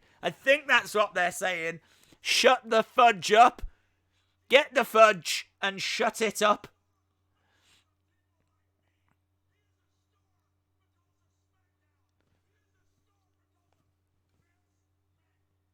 What a crowd.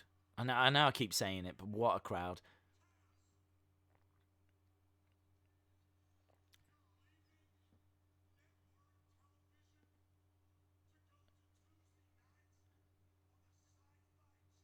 You're leaving network television to go to Tuesday nights and the Sci-Fi Channel.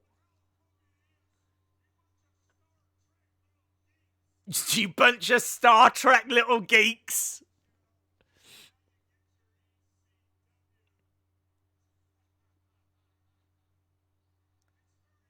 JBL just absolutely running it down. Also, if you want to know about this segment, JBL was legitimately drunk. I didn't know that. I didn't know he was drunk here.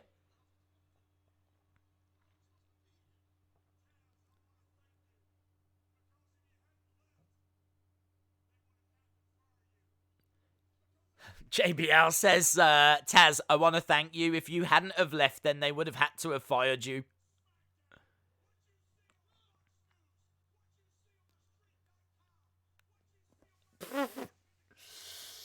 These crowds could happen again if you let things happen organically, like NXT and AEW. Days, they're politely telling JBL what they think of him, says Aceman34, yes.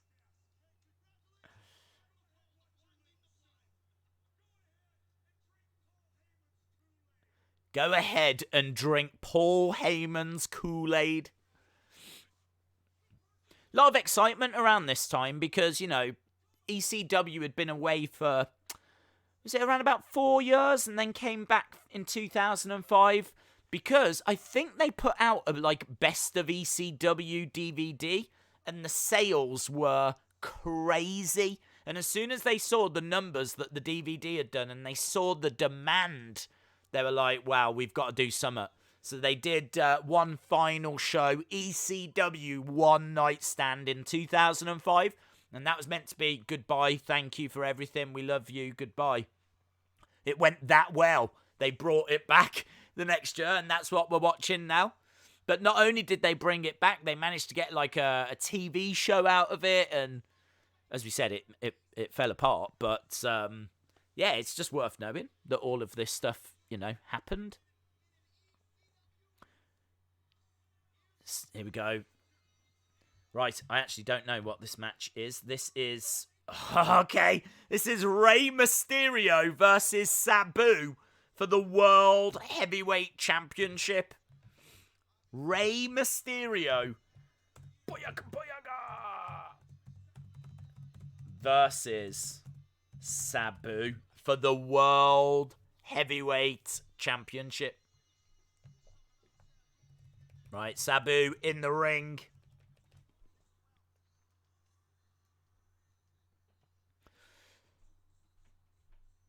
And here we go. Rey Mysterio making his way down.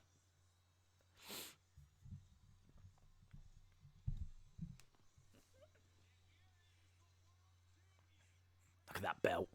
Look at that belt. Big gold around his waist.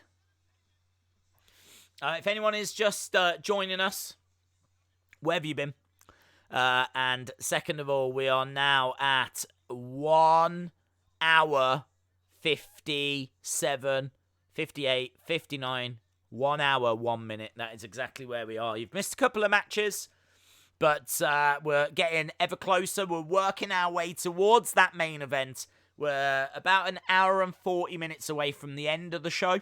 So there's about an hour and 40 minutes left. Yeah, we are working our way towards Rey Mysterio versus Sabu. This is an Extreme Rules match, which is why they've both gone into the ring with chairs in their hands. Love that belt. Love that World Heavyweight Championship belt. Woo! Nando saying, what time are you on? I think I might have answered your question. I'm on 1:01:55. Vince has confirmed that they're going to be doing more cinematic matches. Yes. I got the exclusive Rob Van Dam Jax figure with a DVD, says Christopher Dean. Amazing. Nando, think I answered your question. When they informed JBL that he was going to be involved in the ECW storylines, he basically took it as an excuse to make shoot comments, drink a lot, and beat the beep out of Blue Meanie. Bradshaw, who was known as a heavy drinker back in those days, was totally tanked during the pay-per-view. He sat in the balcony and pretty much buried everything anytime the camera was on him, says Jimmy Crane, 1986. That is absolutely fascinating stuff. Jax made Sabu with those trousers. Mattel seriously need to recreate that figure, says C Wrestling. It looks great. DJB Tazzy says this is going to be good. Deborah says, who's going to win, Rey or Sabu? Hard to call, isn't it? I think the ECW fans would have a lot of respect for Rey Mysterio, but Sabu is one of their own, and the World Heavyweight Championship on the line. This is, I don't know. I need to try and hear the crowd reaction. It's going to be a very, very interesting match. Rey Mysterio in classy attire, like black with red highlights. They've both gone for chairs. And then they throw the chairs at each other. Big back body drop by Sabu, who quickly grabs the chair. Puts the chair in front of Rey Mysterio. Rey Mysterio in the corner. Oh! Collides into him. It's EC dub chant. Sean says this is the only time that these two will ever face. Drop toe takedown face first goes Sabu into that chair. I say neither because I think something crazy is going to happen, says Kamal.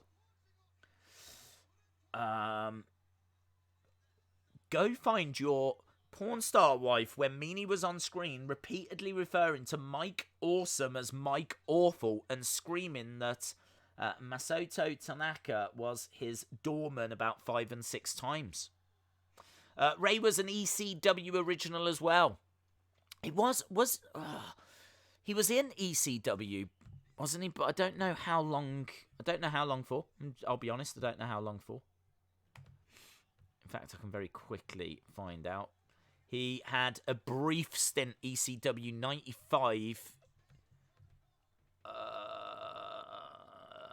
He signed in ECW 95, debuted in September, defeating Psychosis, who was also making his ECW debut, and then signed with WCW early 96. So yes, you're absolutely right. He is an ECW original, going all the way back to 95, but he wasn't with them for very long. Did he join them after or anything? Or was he working with them during WCW? And then does he just go WWE? He has a bit of a stint in CMLL, and then just goes to WWE. Quite interesting though. As I said, I think that both were going to get a great reaction. It certainly seems that way. Up top he goes. Lovely moonsault off the top.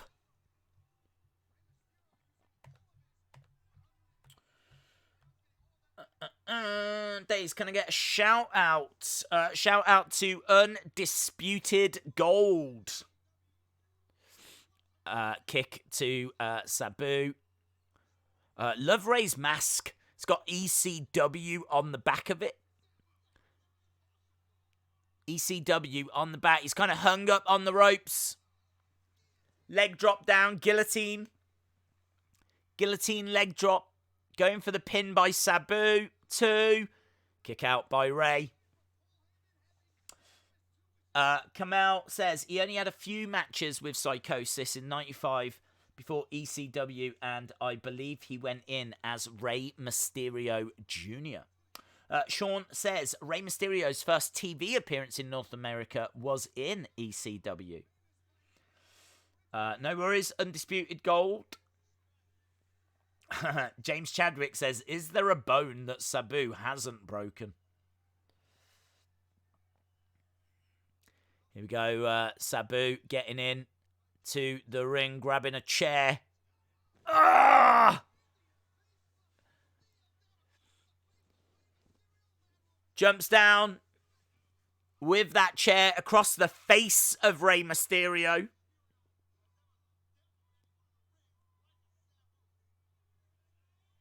Sabu going outside, grabbing a table.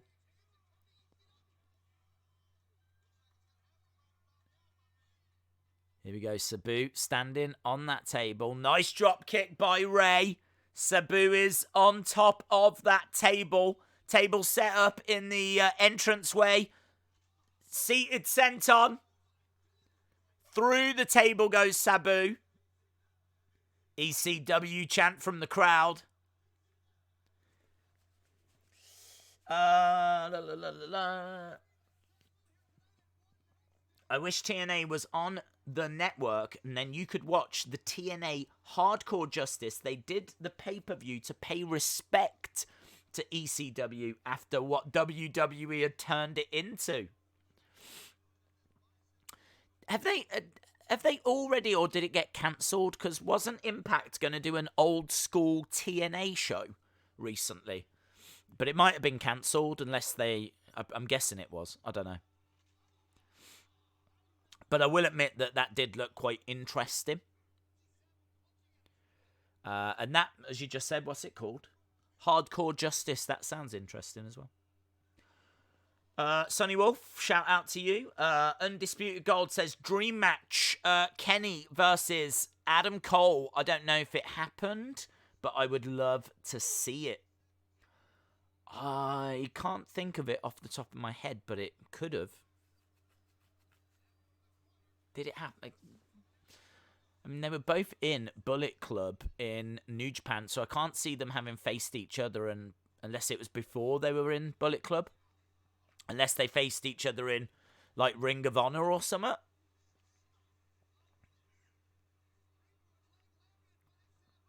I should imagine there's fans of the Elite that might be able to let you know Here we go. Sabu on the top rope. Lovely. Moonsault off the top. Springboard moonsault. Referee in position. Kick out by Rey Mysterio. It got cancelled. They did a small thing on Impact's weekly show. Here we go. Sabu is gone up top and again comes crashing down with the chair, but Rey Mysterio moves out the way. Rey Mysterio has got that chair himself. Nice kick. Sabu takes a seat for a moment whilst Rey goes up springboard. Oh! Goes crashing into the chair. Sabu moved out the way. Sabu throws the chair at the face of Rey Mysterio. Rey Mysterio's face has taken a lot of damage this evening. I hope that's a padded mask. We've still got a table set up between the guardrail and the ring, and Rey Mysterio is being placed onto it. So Rey Mysterio has been laid out onto that table. Sabu has put that chair in front. He's going against the ropes. On top, on top. Oh, DDT through the table. Wow, Sabu against the ropes, jumps on the chair, onto the top rope, comes crashing onto the table, grabbing Rey Mysterio's head and driving him through it. We've got officials coming down. That was a big, crazy spot.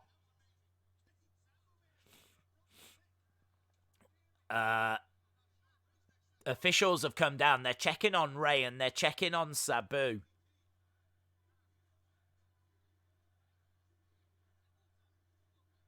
They're asking if he's all right. That was crazy, man.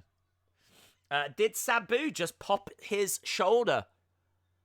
Oh, he's saying it's over. This guy says it's over. Who's this guy?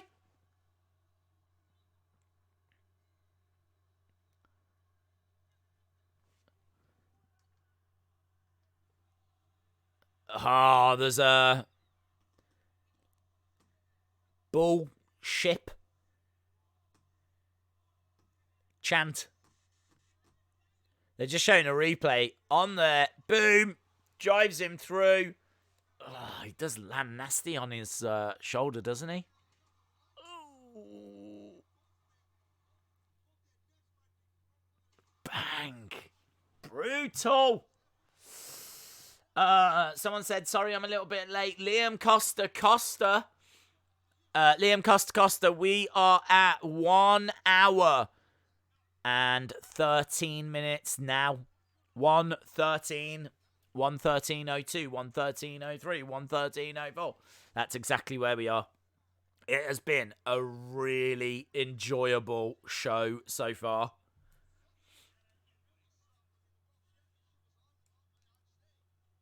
They've taken Rey Mysterio away. Sabu is like on his hands and knees, crawling. Literally trying to crawl over, and I think they're helping to carry him to the back as the crowd are applauding. Jimmy Crane says, WWE Network fact. Though the network wouldn't launch until 2014, they had considered web-based programming dating back to the late 1990s.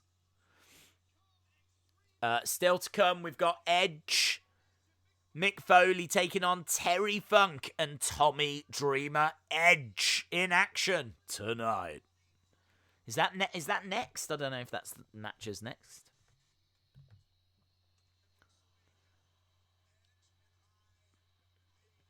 That was a great match. What a great match that was.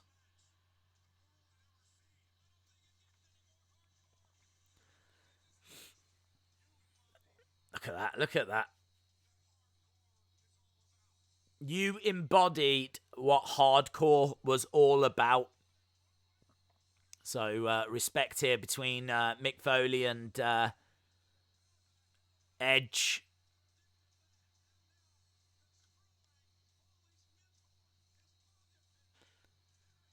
And there he is, look, attacking Terry Funk.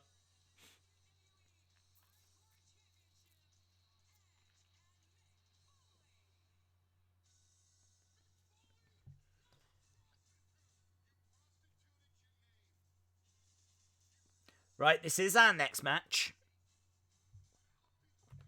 Let's change it over.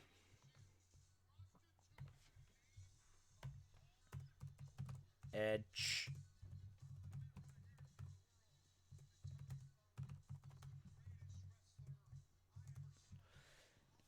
He says Terry Funk was the best wrestler that he ever saw.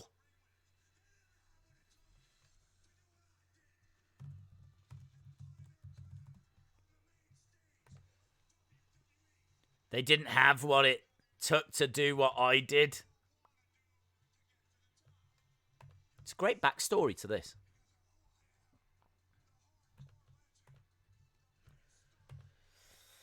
Right, let's try and catch up with a few comments. The download feature was mostly used outside the United States and countries where ECW didn't air. I remembered about the rivalry between Sabu and Terry Funk, especially that no-rope barbed wire match, which I believe is the craziest I've ever seen. You can watch it on the WWE Network. Sonny Wolf says, poor Ray. Aceman34 says, Days, just like the first ECW pay-per-view from last week. They like throwing furniture at each other. They do, don't they? Chairs getting chucked around like no tomorrow. LSW said that match was insane. Undisputed Gold says, how would you feel if they still did NXT TakeOver Tampa? It would have been awesome. And the next War Games should be only for NXT UK. Okay. Jimmy Crane says, another fun fact, Sabu was genuinely beep off by how that last match had just ended. J14 says, Joey Styles' commentary is legendary. Aceman34 says about throwing the furniture around. Lita, ECW. Liam Kostakos says, once I've watched the rest of the show and stream, I'm going to have to go back and watch the start of the show. Here comes Mick Foley. And he's got a raw graphic and a black eye. He's got a raw black eye.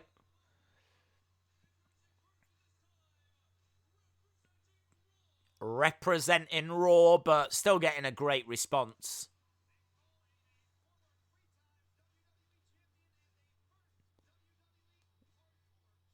There we go, Mick Foley in the ring. Secondary match, Stone Cold versus Randy versus Jake Roberts. Kamal says, I called it. It was so crazy on how Ray still end up retaining his world title like that against Sabu.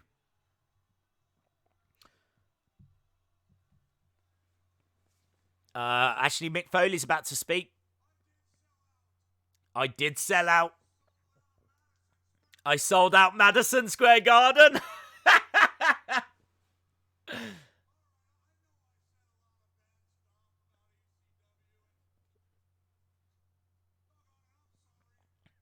Mick Foley says, I know I said a lot of bad stuff. I'm sorry.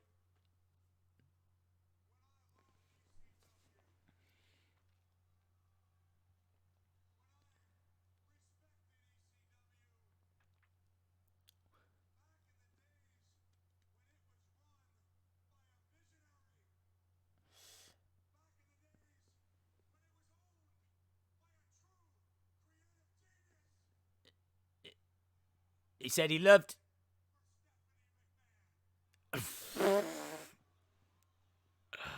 He's healing it up here.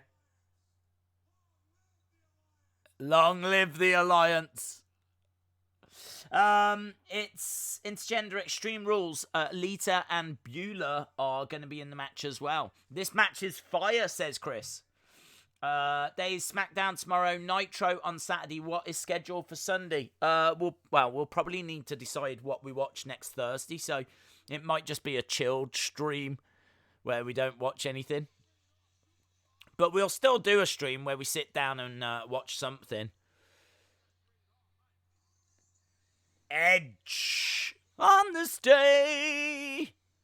The Rated R superstar with Lita by his side.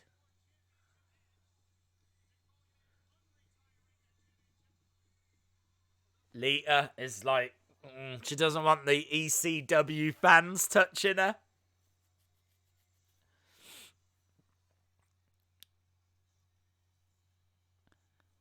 How great is this? Days, is WWE having a draft anytime soon? I don't know, to be honest. They haven't announced anything. It might be they're just waiting.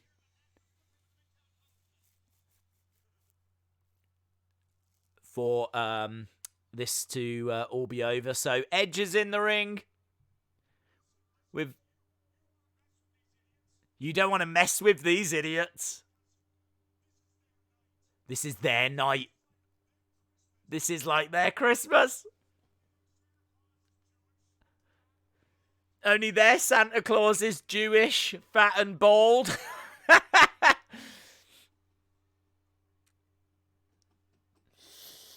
Beulah, shout out to you. We are on 1 hour 21:25. There we go. 1 hour 21, 27, 28, 29.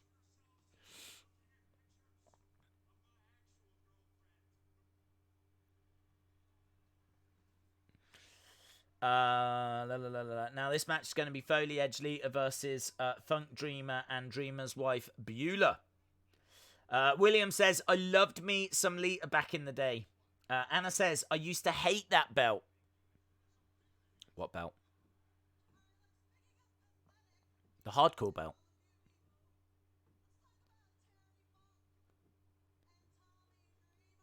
Let's talk about Terry Funk and Tommy Dreamer. The Cactus Jack t-shirt is so iconic. Ben the Tank, you're right. You're absolutely right. It is a very, very iconic shirt. What are they shouting? I don't know what they're chanting, but I'm pretty sure it's not going to be PG. Do you know what? Anadot, I couldn't even see that belt. I didn't even see he was holding the belt. Had no idea what belt he was talking about. I've only just seen he's even had it in his hands.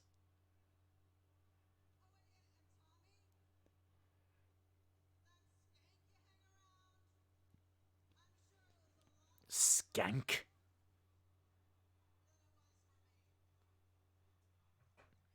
I do love the passion and the vibe of ECW. I said last week, I totally get it. It's the kind of thing that you would put on like 11 o'clock at night.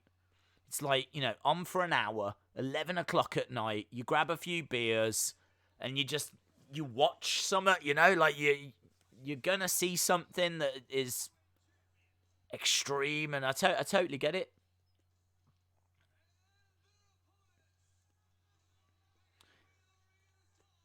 Beulah making her way down as well. Terry Funk, what a legend. What a legend. We saw him win the ECW Championship last week at their first show in 97. Here he is, 9 years later. I think he was like 1,000,000 years old in 97. Now he's 1,000,009. Terry Funk. Former world champion. Former ECW champion. And here he is in this match. Look at the legends in that ring. My son told me a joke today, says Amanda Catherine, and I had to share. Why do chickens sit on eggs? Because they don't have chairs. That is such an ECW joke. Probably because they stole the chairs to throw them at each other. That's why. Sabu took the chairs.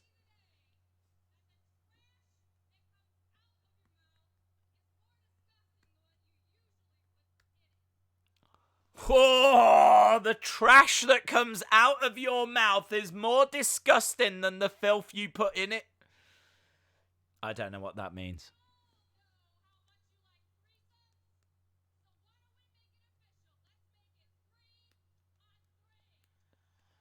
3-on-3.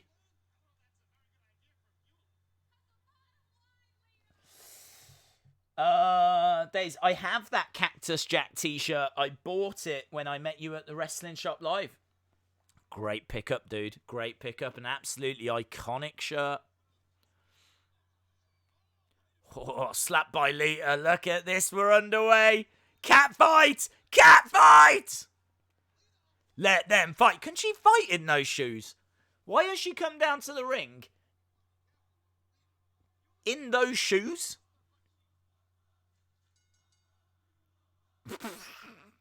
Muck her up, Beulah. Muck her up. Yeah, muck her up.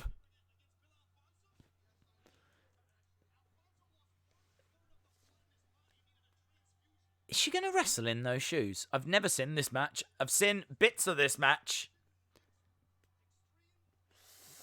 Days wanted to say, really enjoy what you're doing. Shout out to you, Hasib. Shout out to you, buddy.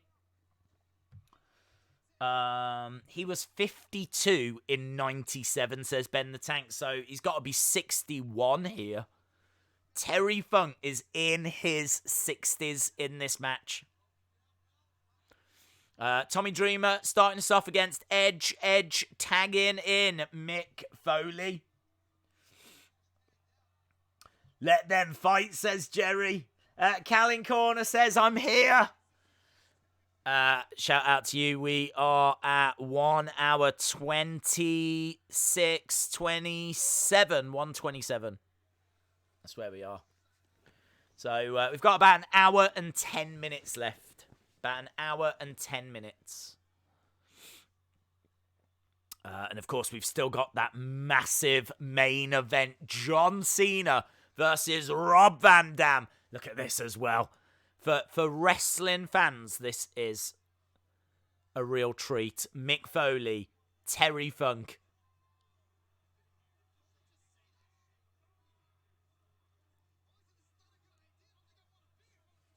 I don't think I want to be here. This isn't a good idea, says Mick Foley.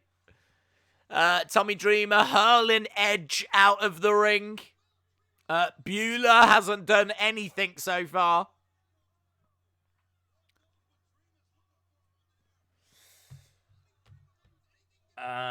Days, the best match on this pay-per-view, Angle versus RKO. It was a good match. Really good match. I enjoyed the tag match as well. Sabu Mysterio I thought was fun. Finish was a little bit. Big strikes coming in by Tommy Dreamer has gone and got some weapons from under the ring. Wallops Edge across the back. Hurls a trash can. Headbutt by Terry Funk. A 61-year-old Terry Funk. Beulah on the outside. Lita on the edge of the ring as well. Some kind of a stop sign being... Trash can gets thrown at the head of Edge. Carnage. Terry Funk, Tommy Dreamer in the ring. Days in ECW, Terry Funk is an absolute legend, but I feel in wrestling as a whole, he is very underrated. What do you think? Yeah, I think he's very underrated as well. I don't think that he... I feel like a lot of those territory champions that didn't necessarily have a good run in WWE just aren't really spoken about that much. Dory Funk Jr. isn't really given the respect that he deserves. Terry Funk isn't really given the respect he deserves. Harley Race at least did have a WWF run, so I think Harley Race is known a little bit more. Ric Flair obviously is known quite a bit, but yeah, Terry Funk. Got to put some respect on that name. Absolutely one of the greats. As we said, former world champion. William Hensey. Jesse says hi.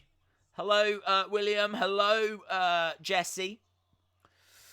Bear in mind, Terry Funk retired in 2015, says C Wrestling. Kamal says, Terry Funk is an awesome legend, and I remember a few matches that I watched him in when I grew up watching reruns of Terry Funk. I need to watch the match that ends up with him winning the NWA title. There's a ladder in the ring. There's a ladder that is set up in the corner of the ring. Charging over, hip toss into the ladder goes Edge. Tommy Dreamer hurling Edge into that ladder. I still haven't seen Lita or Beulah do anything. We've got Terry Funk and Mick Foley feuding on the outside.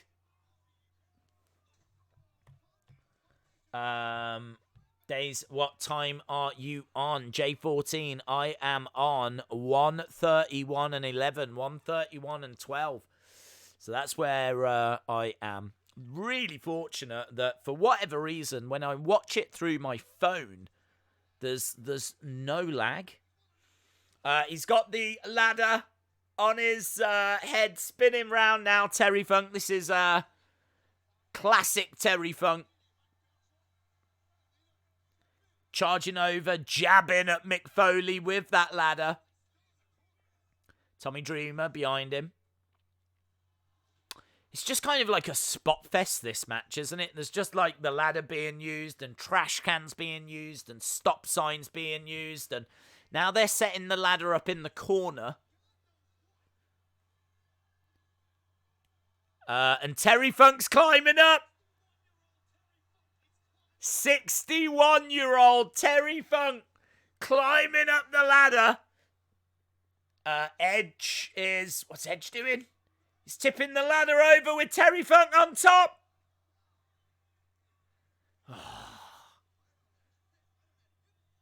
There we go. Terry Funk goes down.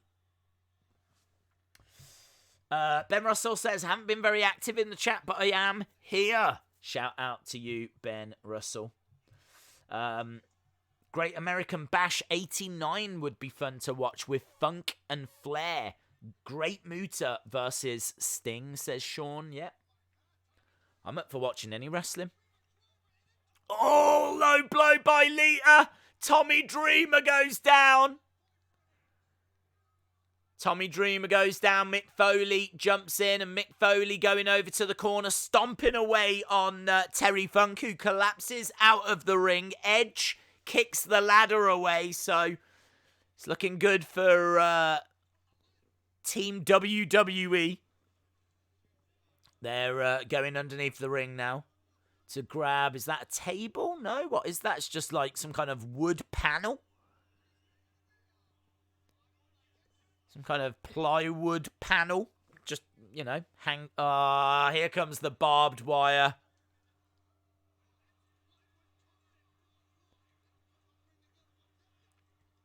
This is where it goes too far for me. I'm never really fans of, like, this.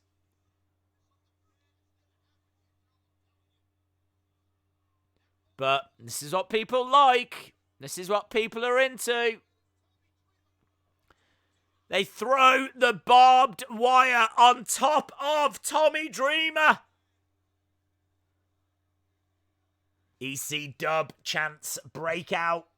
Chainsaw Charlie was great, says Chris. Days, I know you're not a hardcore, but have you ever seen any of the death matches between Cactus Jack and Terry Funk in Japan? They use C4 firecrackers in one match. It's insane. I have never seen those matches, no.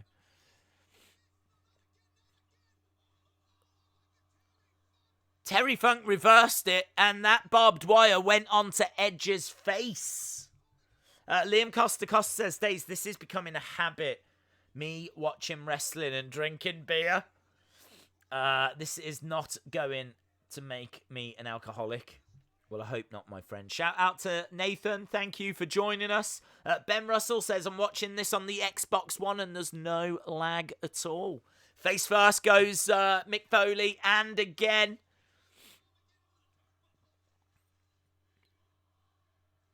What are they chanting? into the barbed wire goes Foley. I think, does he just stop himself? Tommy Dreamer and Terry Funk both punching Foley in the face. Daisy, you should do a watch along on Sunday. If you don't, we're never going to finish the network. That's a good point. Oh, Foley going into... He's proper all tangled up in that barbed wire right now. Big strikes coming in by Terry Funk. Days, whoever wins between Fiend and Braun, who do you think should challenge them? Hard to call, bud. Really hard to call. This is awesome, is the chance, though. ECW fans getting exactly what ECW fans want as that barbed wire gets pushed on top of Terry Funk. There's blood on the face of Edge. Terry Funk is caught underneath that barbed wire. We still haven't seen Lita. We still haven't seen Beulah. Is Lita getting some more barbed wire? Yeah, let's introduce some more. That's what we need. More. What does this need? More barbed wire. Terry Funk's hardcore matches in Japan are insane. Makes Omega and Moxley look cute.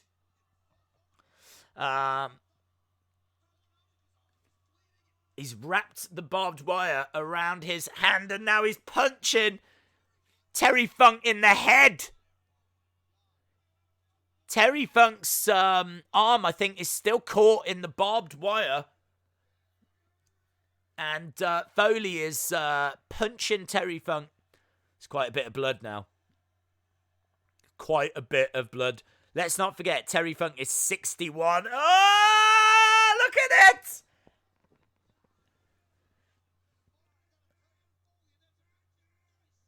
God damn! You sick fudge. He's saying my eye. He's screaming my eye. This is horrible. Yeah, I feel like that woman. Did you all just see that woman? My eye? Oh, man. Terry Funk being taken away. Whoa.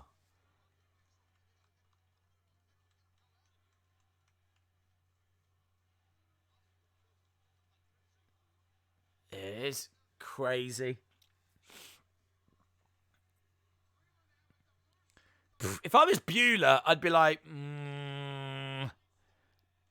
really regret making this 6-person now. Change my mind. Tag match. I'm out. And obviously Terry Funk's been led away. So they are a person down. Days. Beulah was working concessions at Dreamers Promotion.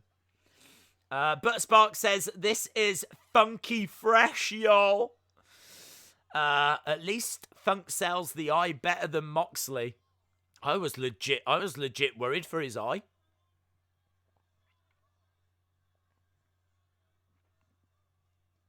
I think, did they just go low? Did they just low blow him with that barbed wire bat?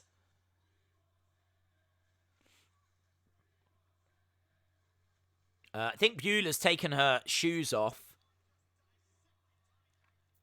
Yeah, Tommy Dreamer. Mr. Socko.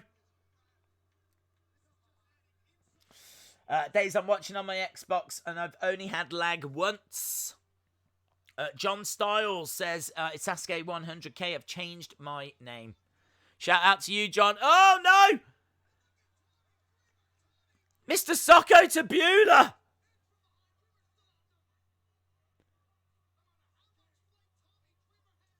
She goes down in the corner. And he applies it to Tommy Dreamer. Is this the end? Spear by Edge as well. So we got Mr. Socko. Oh, this match is wild. Wild with a capital W. And now, look, they're surrounding.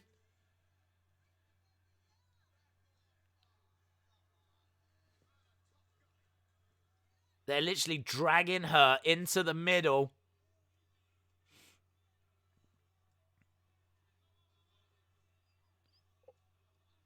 What's he going for? Pump handle slam.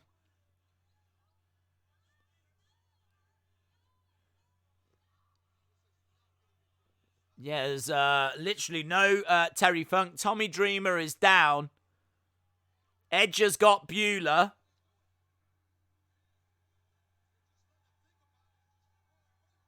Is Terry Funk coming back?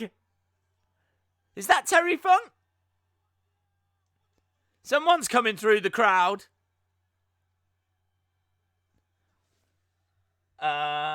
Dave's new to the channel. Brilliant. Enjoy the content. Shout out to you, Rock Cat Inc. It is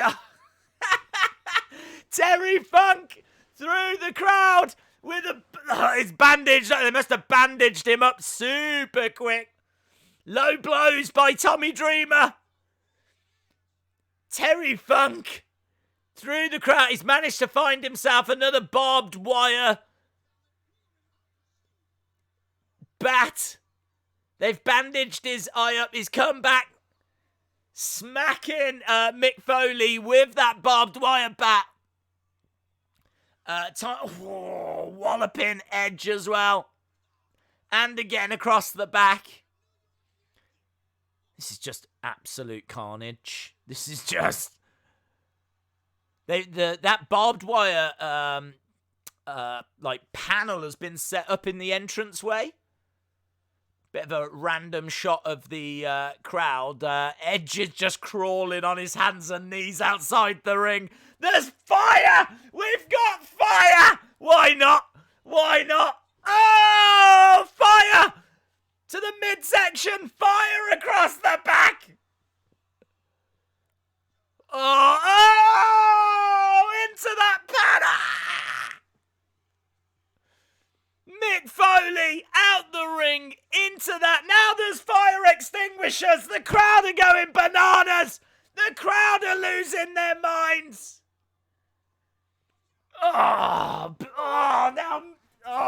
Terry Funk. Terry Funk. Look at that, lovely. They're like a happily married couple. Terry Funk, Mick Foley, lying arm in arm outside the ring. Oh, man. Edge getting planted by Tommy Dreamer. We've had fire. We've had fire extinguisher. He's getting garroted. He's got that wire around the throat. This isn't, this has stopped being a sporting event now. This is like, I feel like I'm watching full-on executions. Beulah. Beulah is all over Lita. Joey Styles. Joey Styles doing what Joey Styles does best. EC dub. This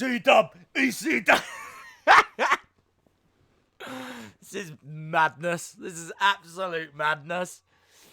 Dreamer has got Lita up on his shoulders. Plants Lita down. With a Dreamer driver.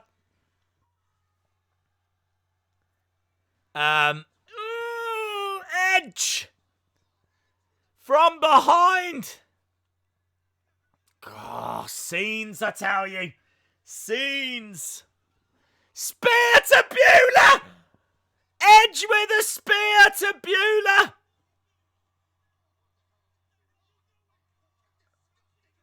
One, two, three. A questionable cover, but at least it's over.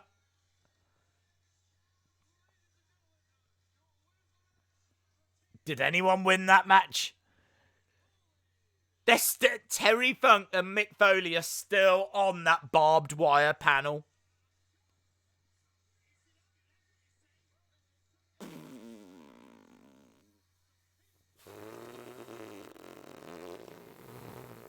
cat fight. This is crazy, says DJB Tazzy. Look at that pin, says Jason Alexander. 10 out of 10 match, says C Wrestling. What a disgusting cover, says Imtiaz. Imagine a cover like that in 2020, says J14.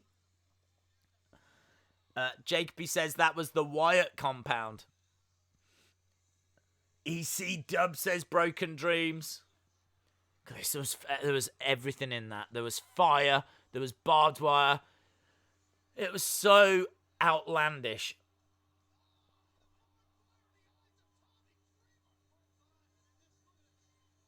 And Edge looks spears. Beulah.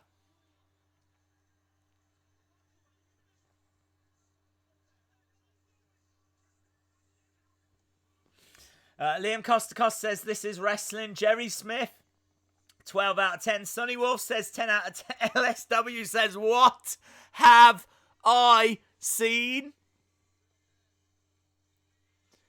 Here we go. Look, Edge, Foley, Lita. Look at Terry Funk. Beulah down in the ring. Terry Funk is still caught on that barbed wire. Just absolute carnage.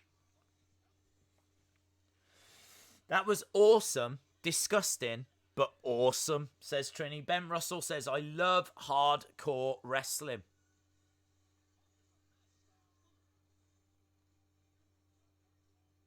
It's wild. It was just absolutely wild.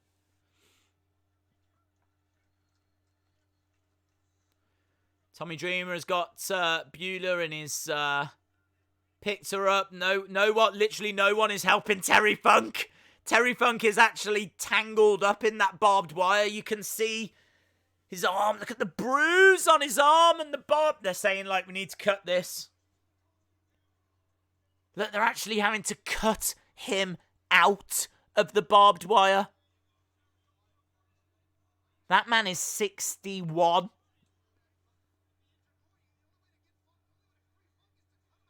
The only way to free him is to cut him out. Incredible. Absolutely incredible. Yeah, there is a kid in the crowd, yeah? There's a kid in the front row. Hasn't stopped crying since 2006, that kid. We've got, so you've got a very good idea of what that crowd is into. You've got a very good idea of what that crowd appreciates. So you can imagine how much they're going to enjoy John Cena. There's Rob Van Dam. It's cool, isn't it? Look, backstage. I don't even know where they are. Where is this crazy tunnel that they are?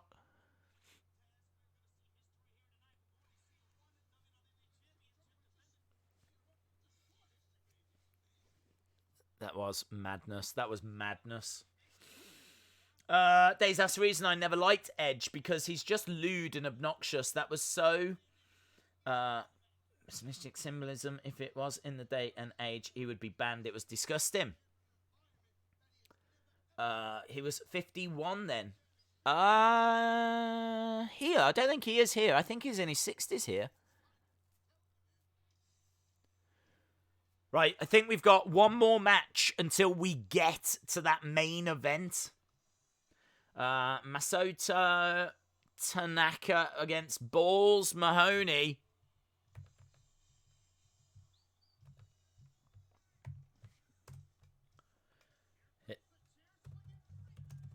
Right, Balls Mahoney.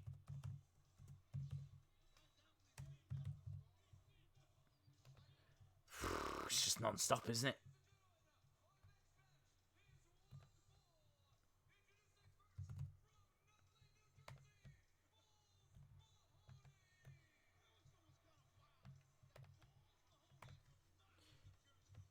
Right, let's go back to the chat.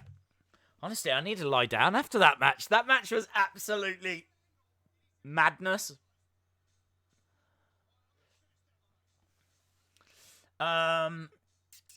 How many 61-year-olds do you know wrap themselves in barbed wire and fire for a living? Not many.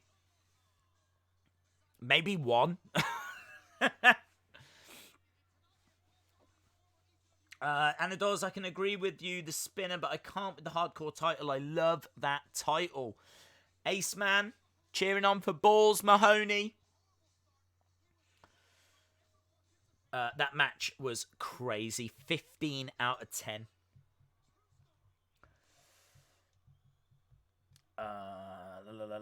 This match is legendary. The kid is scarred. The kid is scarred. Right, we're underway with this. This is the final match until we get to our main event. So, coming up after this, we will have John Cena versus Rob Van Dam. And if for some reason you've never seen that match, just the crowd reaction is absolutely next level. Absolutely next level. Yeah, Balls Mahoney has sadly passed away. He passed away the other year, didn't he? I think, is it a couple of years ago now? 2016? Wow. I would have swore that was like 2018, but 2016 he passed away. So Balls Mahoney passes away 10 years after this. Known for his time in the late 90s and early 2000s, where he was a 3-time ECW Tag Team Champion, worked with WWE on the ECW brand, competed in Smoky Mountain Wrestling. Strikes coming in, and the crowd chanting his name.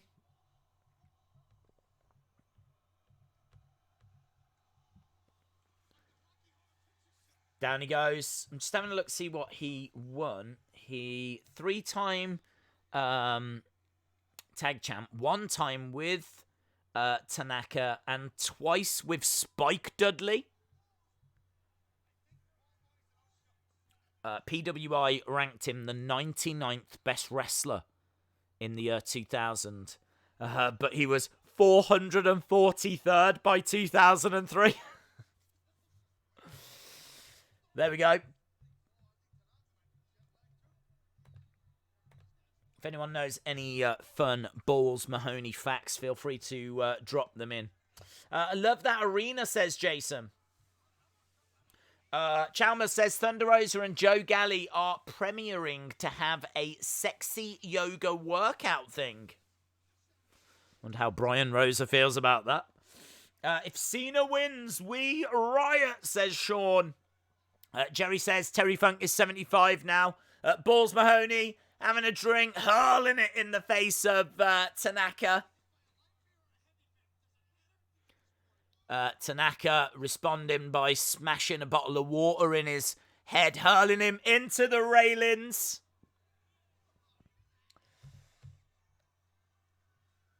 Balls Mahoney was the same age here as Roman is now. Really. He looks the peak of physical conditioning. EC dub chants, chair getting thrown into the ring.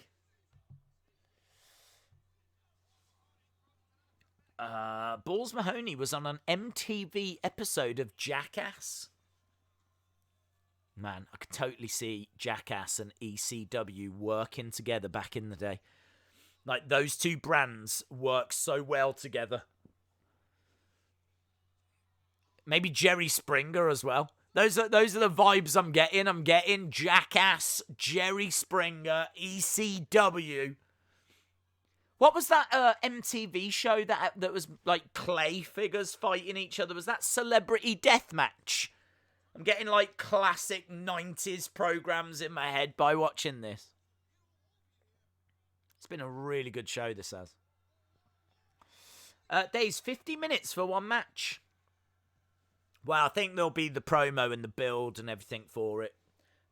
Plus that Cena entrance takes up quite a bit of time. Kick out by Tanaka. We've got, 45 minutes left so far?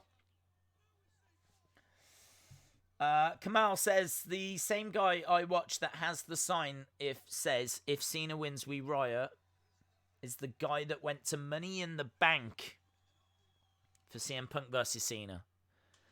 Both have got chairs.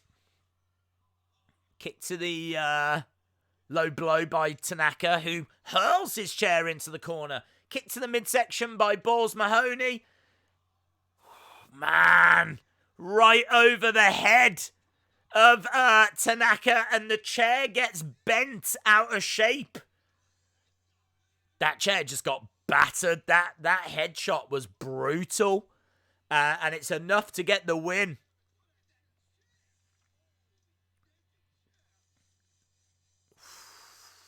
I'm surprised they let him do that.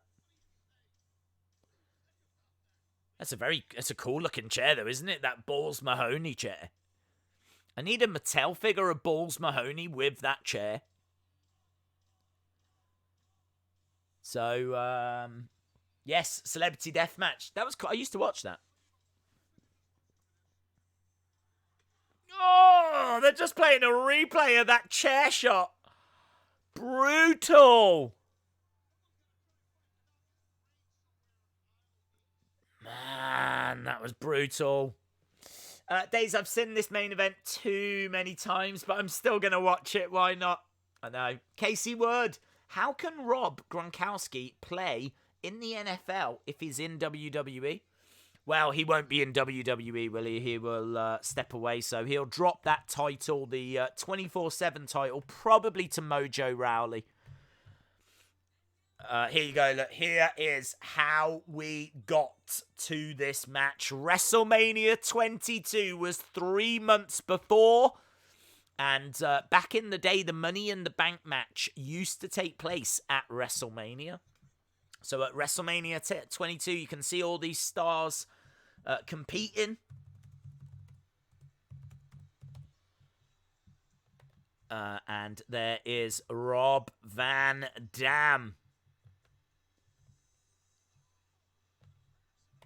in the match, competing and winning the briefcase. Becoming Mr. Money in the Bank. Love his briefcase. He decorated it, didn't he, look, with the RVD on and everything. I don't think we've ever had that in figure form. I can't think of a Rob Van Dam with that briefcase. In Mattel figure, I should say. We probably got it as a Jax.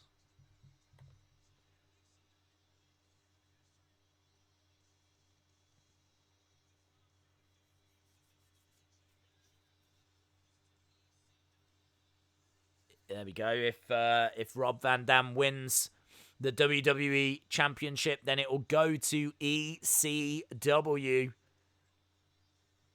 There's so much like story to this, because not only is it like Rob Van Dam versus John Cena, not only is it a Money in the Bank cash-in, but bigger than all of that, this is WWE versus ECW. These are two very different brands, and nothing represents WWE like John Cena.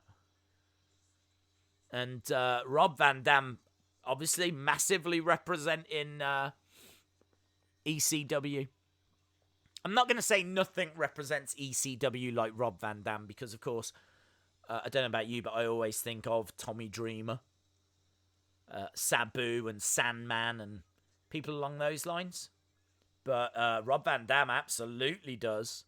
So this is WWE versus ECW.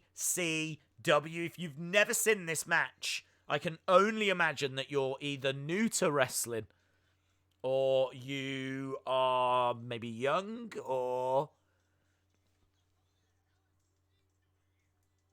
Oh yeah, Eugene. Man, how much would they not get away with Eugene these days?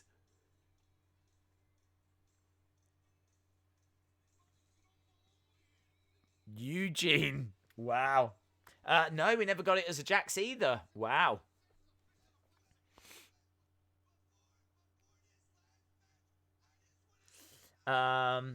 not only that, it will make Rob Van Dam the first person in history to hold the WWE Championship and the ECW Championship.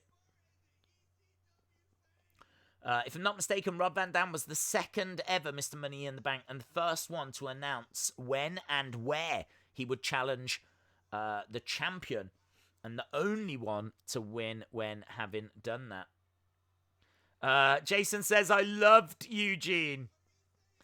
William says, I love watching Cena's reaction.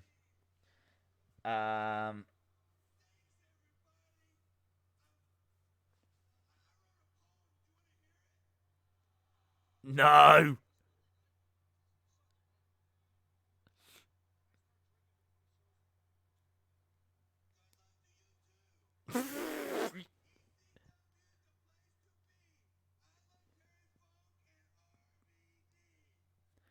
Eugene writing a little poem.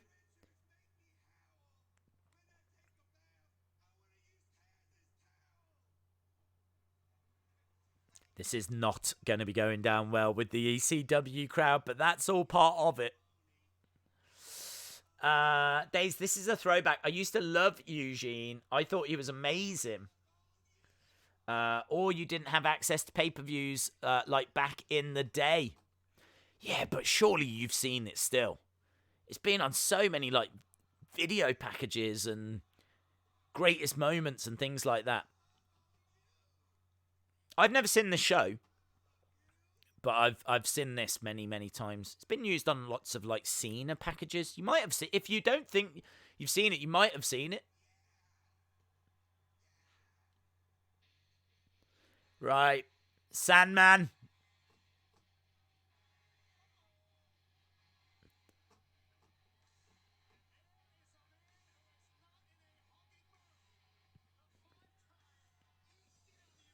The 2004 Eugene storyline was fun. William says, I hated Eugene. Callan Corner says, I loved Eugene too. Here comes... That's an iconic shirt. Do you know, that's a shirt I don't have actually, but I would love to get a Sandman shirt. That Sandman shirt is iconic.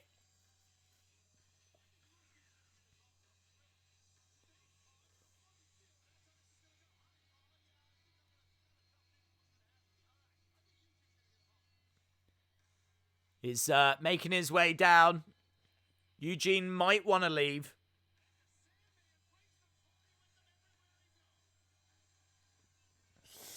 Do you like Sandman?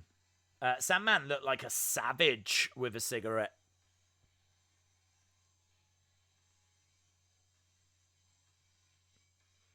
Should have seen him in 97 at that Barely Legal show.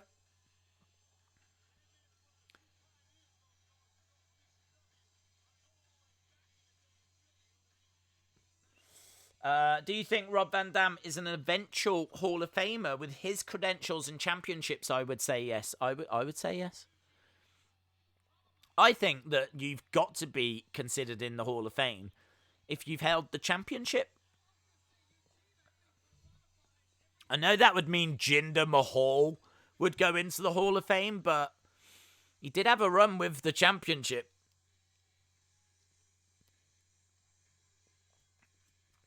If you got to the point where you were that big that they felt they could put the biggest title they've got on you. Now, I know the Jinder one was an experiment.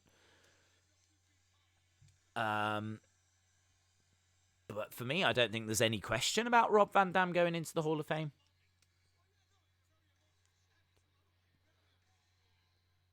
CM Punk would have knocked out half that audience at this point. Aceman34 says, another fact, WWE never could get the rights to enter Sandman, so that's why he's got this crummy music. James Chadwick says, RVD is definitely a future Hall of Famer. Is Terry Funk in the Hall of Fame? Yes, I'm sure. Yeah, he is, I'm sure. Yeah. I'm going to double check right now. He's got to be. Yes, 2009 he went in. So Terry Funk went in 3 years after this. Here we go. Look, Eugene getting absolutely battered.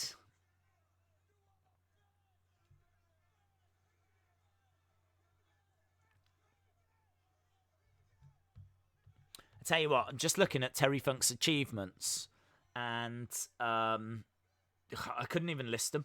I mean, I couldn't even list them. I couldn't even list them. He won Most Inspirational Wrestler of the Year in 97. He won, how about this? He won Wrestler of the Year in 1976. PWI Wrestler of the Year. And then he won Most Inspirational Wrestler in 1997. And he's still here in 2006. WCW Hall of Fame in 1995. NWA Hall of Fame in 2009. ECW World Champion twice. TV Champion once. Florida Heavyweight Champion one time. Just, I mean, honestly, it's too many to list. Too many to list. He went into the Wrestling Observer Hall of Fame in 1996. Right. I don't even know how long we've got left. Let's have a look. We're up to 2 hours, 6 minutes, and 40 seconds. There we go. So we've got 34 minutes to go. Days after that botch with Drew being Universal Champ on Raw, it makes me want to see him as Universal Champ.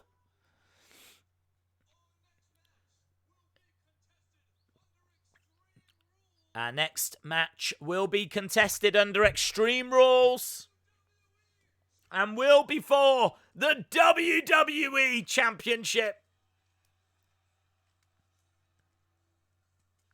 Here we go. One of a kind.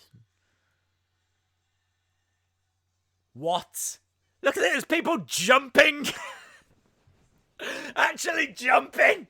Not standing. Everyone's standing. That's all they've been doing. I don't think they sat down at any point. I don't even know if there's chairs because they've been thrown at each other so much. Like, all they've done is stand.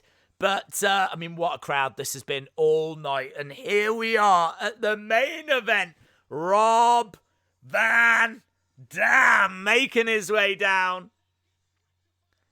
And this crowd is pumped. If Cena wins, we riot. I'll tell you now, if Cena wins, I will riot. I will riot. I think that sign says, I came to see John die. Okay. Incredible.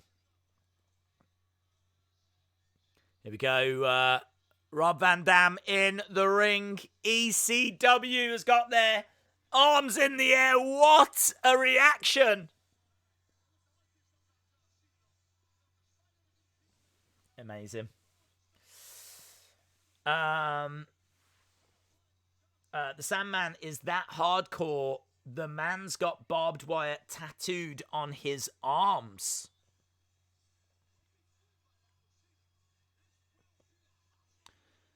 Here you go, Rob Van Dam jumping up, having a look out at the crowd. The crowd going absolutely bananas.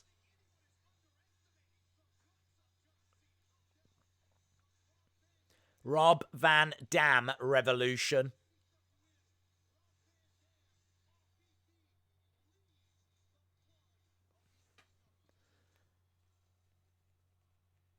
RVD chants from the crowd. His music ends. And the RVD chant is deafening. Look at this crowd. Look at her camera. Proper old school camera. I bet she had to go and get those photos developed.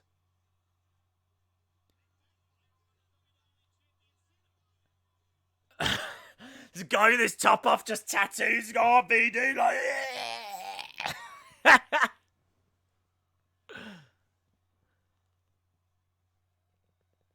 Brilliant.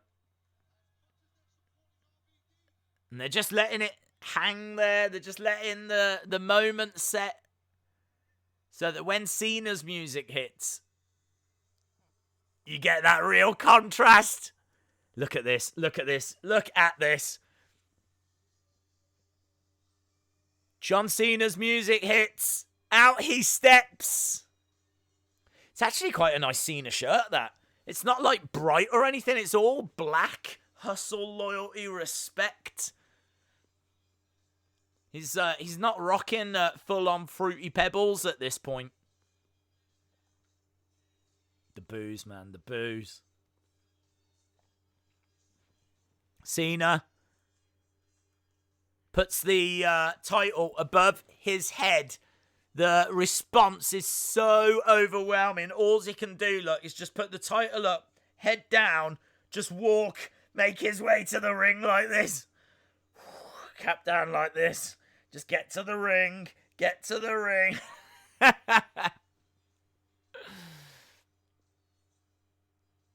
Anti-Cena, says the sign in the second row. If Cena wins, we riot. This boosted RVD even higher at the time, says Loyalty Chisel. This is amazing, says Broken Dreams. It's iconic. It's absolutely iconic. DJ B Tazzy, Cena comes out. Boo! Look, the camera straight over to if Cena wins, we riot. And there you can see the response, the reaction that Cena got. Absolutely nuclear. Nuclear.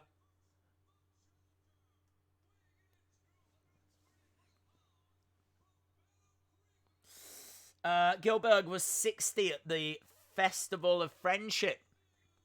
What do you think will happen tomorrow with Triple H? I think it'll probably either just be a celebration or he might get involved with Money in the Bank, but I think that's an outside chance. Here we go. Huge ECW chant as Rob Van Dam is announced. And his opponent. Shout out to you, Daniel. Great moment at the end of this match. Never forget it. Here we go. Cena takes the shirt off.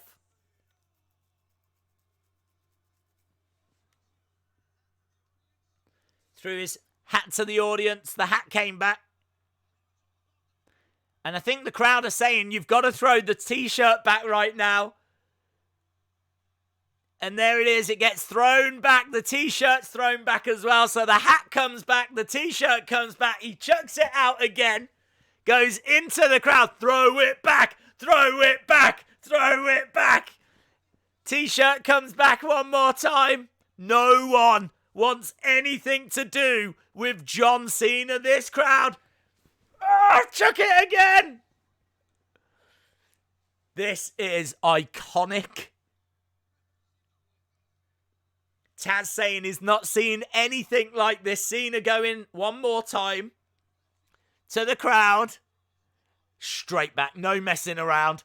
That t-shirt spent no time in the crowd. He's like, he doesn't know what to do. Throws it over that way. I think it gets stuck in the crowd. I think someone was tempted to keep it. Because if you keep a close eye, you can see the guy like really pulling. Desperately pulling, chucking it forward. This is a great one now. Kids, go to bed. Look at this. This guy chucks it. Flips the bird. Ah!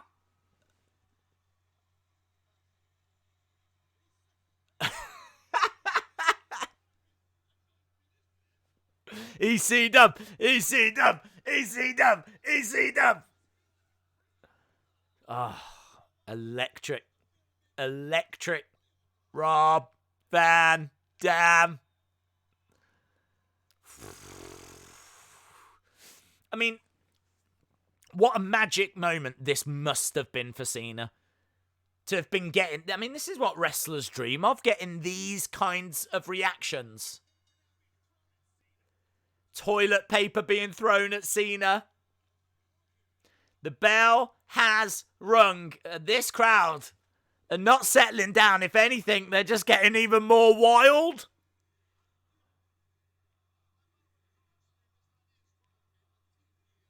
Cena getting very frustrated. Sasuke saying this is so good. Even the security hates Cena. This guy chucks it, flips the bird. It's an electric match.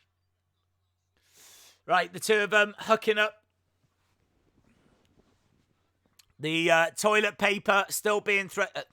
Little did people know that 14 years later, they would really need that toilet paper. They're not laughing now.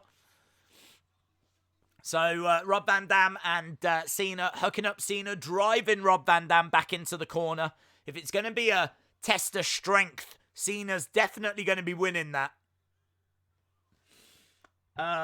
They must have heard there's a day's Euro shop code. That's why they didn't want to keep it. That's true. They can afford to go and buy another one. They can afford to go and buy their own. Actually, do you know what? Is there Sandman shirts on Euroshop? I might get one.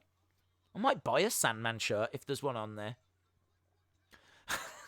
I'm properly turning into an ECW fan now. We're on week 2 of watching ECW pay-per-views. And, by next week, by tomorrow, you're going to see me sat here with tattoos, a Sandman shirt, smoking a cigarette with a kendo stick and barbed wire. Here we go there, locking up again. Amazingly, we've got around just over 20 minutes, about 20 odd minutes left of the show. It has absolutely flown.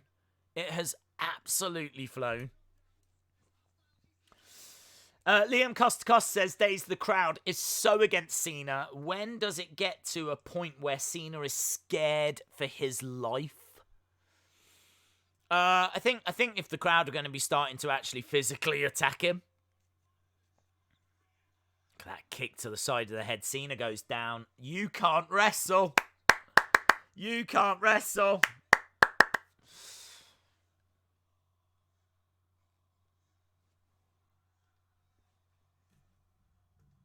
This crowd.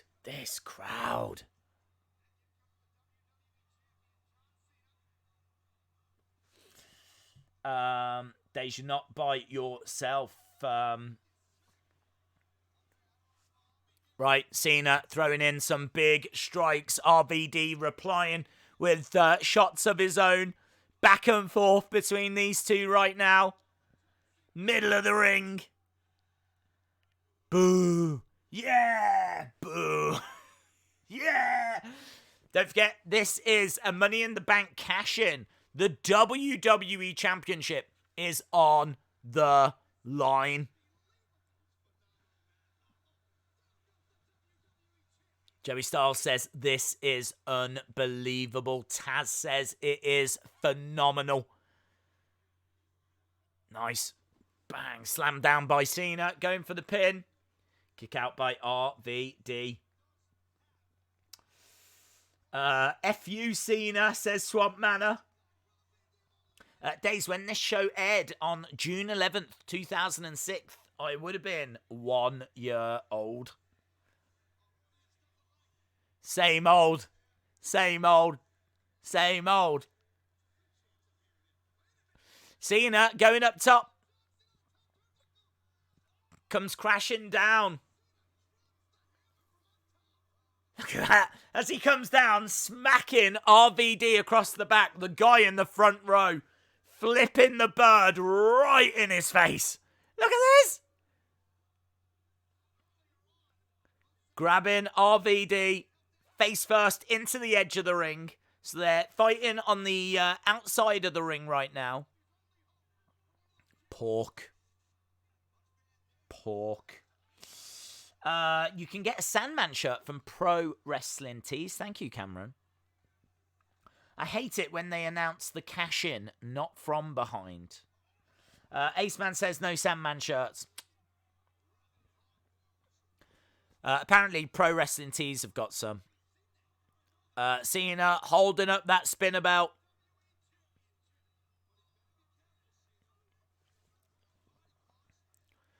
Cena with RVD, with Rob Van Dam. Went to smash him face first into those ring steps, but back elbow by RVD. RVD with a moonsault off the ring steps, crashing down onto John Cena. Great moment. Great moment. Tazz said, "This is phenomenal. Who knew he was such a big fan of AJ Styles?" The crazy thing about this, I was born in 93. This came out in 2006, so I would have been 12, says Kamal. Days, do you agree that JBL was a great heel at his time? He certainly got heat.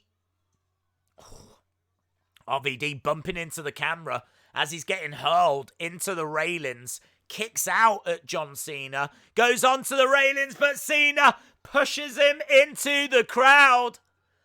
And again, people just flipping him the bird. Rob Van Dam in the crowd. ECW chant. F.U. Cena. That sign right in his face. Literally right in his face.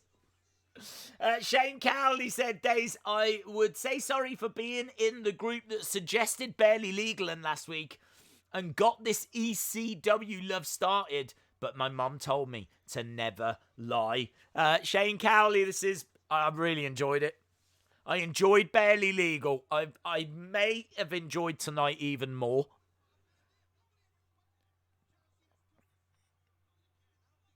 The crowd have really made... I mean, obviously, like, the production and everything is just so much better.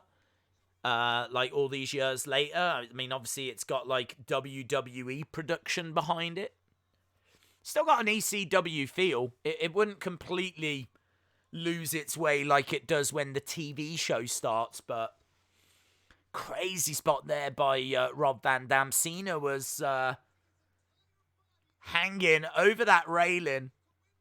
Absolute brilliant. Days, they have the shirt Sandman was just wearing. Days, there's 9 different... Who needs 9 different Sandman shirts on Pro Wrestling Tees? I'm definitely going to look for the one that he was just wearing. That's that black with the white image, which is like the iconic one. Oh, basement dropkick by Rob Van Dam. Days, why did ECW end?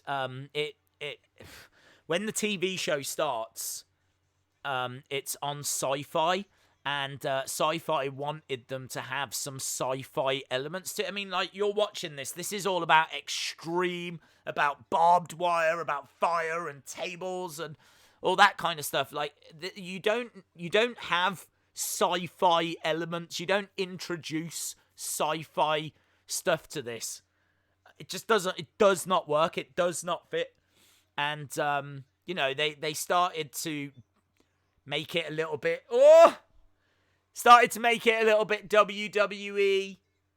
Started to lose the ECW feel.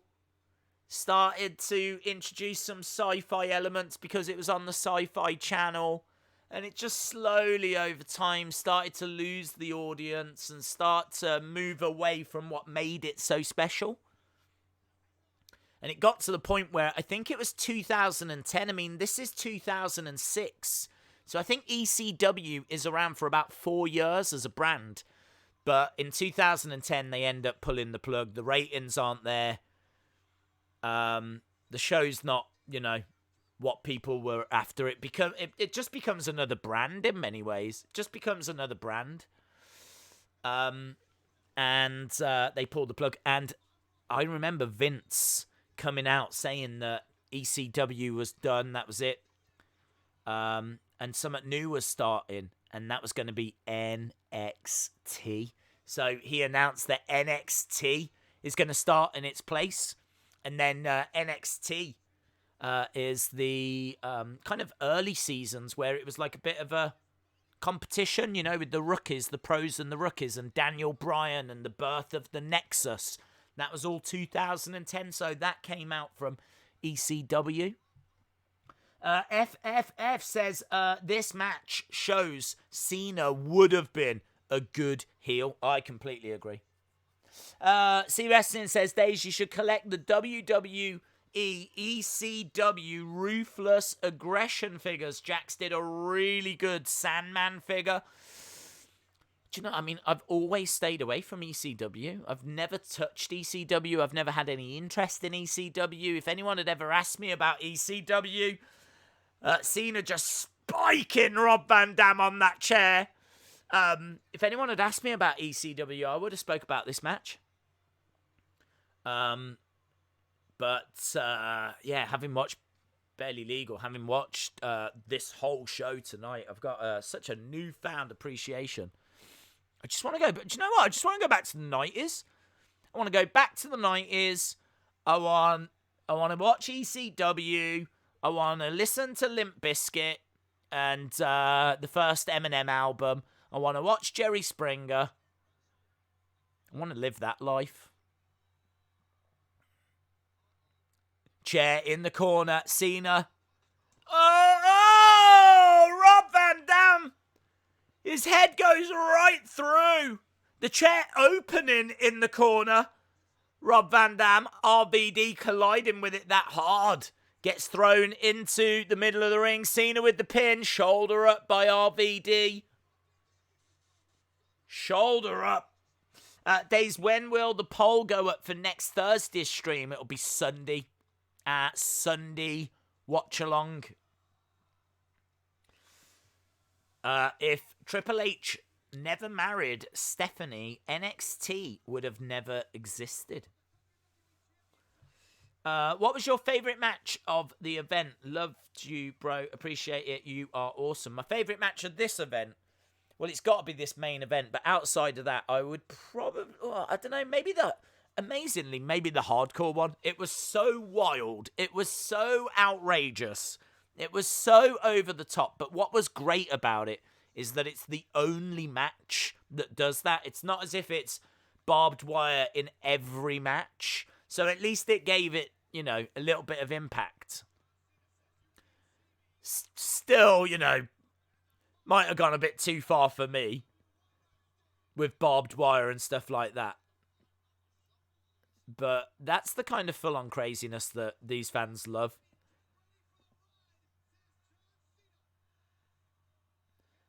A-hole is the chant, and Cena absolutely lapping it up. Gesturing to the crowd as RVD is in real trouble here. Here we go, going for the FU, as it was known at the time, now known as the AA. But RVD fighting on. Oh. That slingshot by Cena and Result were awesome. Loyalty Chisel says, I went back and rewatched every Raw and pay-per-view from 93. The beginning until 99. 93 to 95 Raw is hard to watch, though. That's amazing. Big boot by RVD. RVD up top, gets caught by Cena. Wow. One arm powerbomb.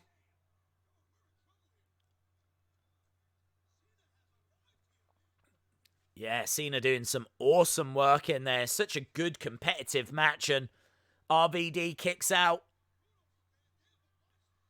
Bang, just gets planted. Hasib, I'm not a fan of the company. J14 says, I love this match. I always wanted the APA in ECW, says William. Thomas says, imagine if you could go back in time. Here we go. RVD has got Cena up, hanging him on that top rope.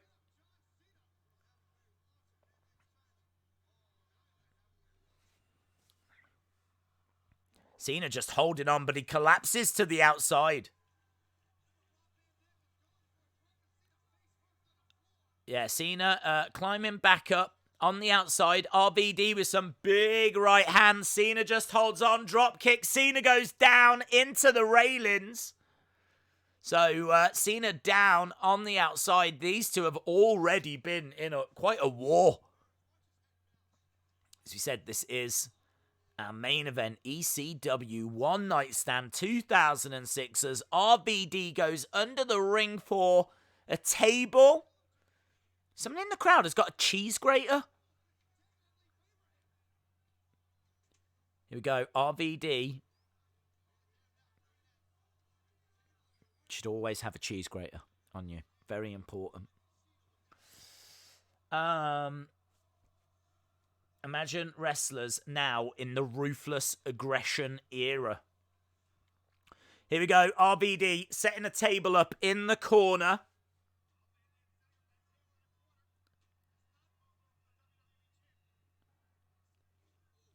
Takedown. Nice. STF.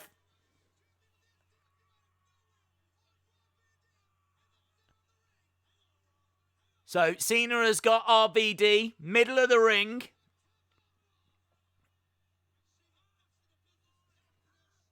Tazz saying we've seen the best in the business tap out to this.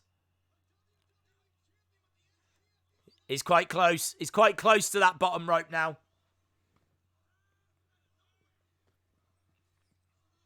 We've literally got, 8 minutes left of this show? We're getting towards the business end now. There's not long left.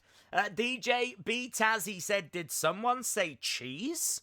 Sonny Wolf says, that reminds me, my mom needs to buy a cheese grater. Well, there we go. There we go. You can thank ECW for that reminder. Jerry Smith says, that must be your cheese grater. Who brings a cheese grater to a wrestling show? ECFN W fans. That's who. Cena knocking down the ref. RVD going up top.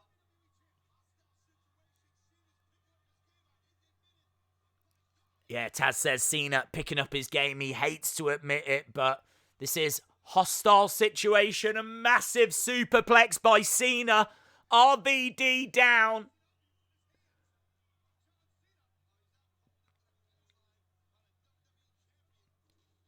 Cena grabbing the stairs, the ring steps. Chucking them into the ring. Days, apparently WWE will no longer be doing live events. Here we go. Cena jabbing at RVD. Ring steps to the head. Days, WWE said Keith Lee got a bruised larynx. That's that, isn't it? Isn't it that bit? I think that's it. Referee comes sliding into the ring. 1, 2. Shoulder up. Shoulder up by RVD.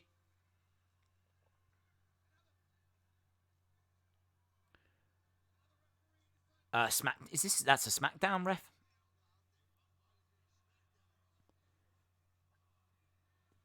SmackDown ref is in there now, so just kind of hinting that the odds are getting stacked in Cena's favour. Picks up Rob Van Dam. RVD holding on to that top rope, but gets dumped to the outside.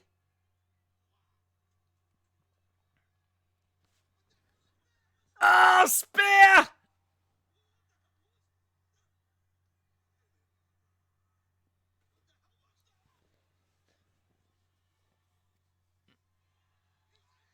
Edge. Spearing Cena. Says you can't see me.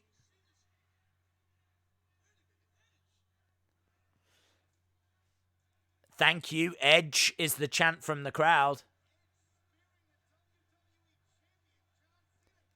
He looks so young, doesn't he, Edge, there? Days, that was a very well-known weapon of choice in ECW. Many a ball have been grated.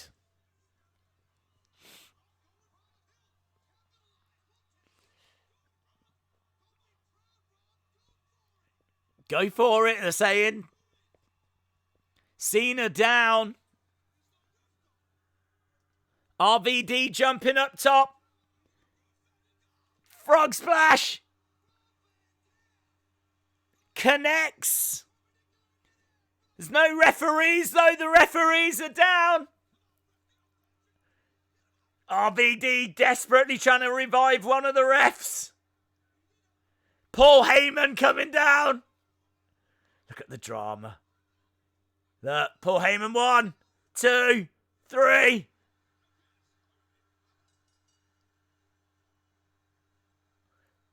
Paul Heyman ringing the bell.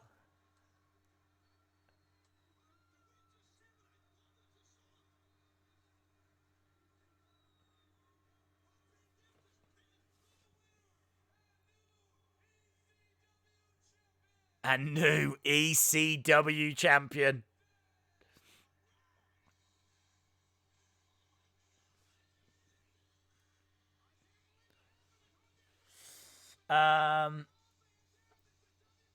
What a change. They went from hating Edge to loving him.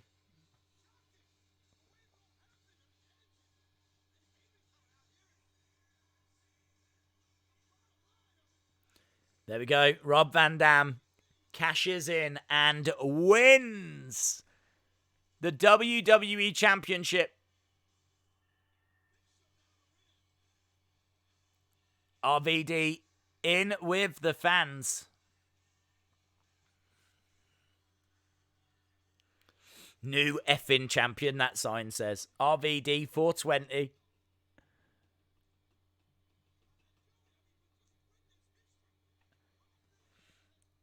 WWE was so smart, keeping Cena strong by Edge interfering and Heyman counting, yet the fans still erupted.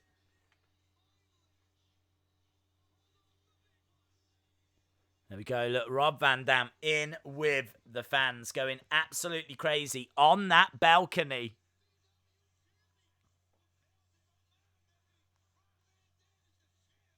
It's great, isn't it? Hello, Big Boy Dally. Hope you are well. FFF says this was a really solid show. Look at the smile on the face of Paul Heyman.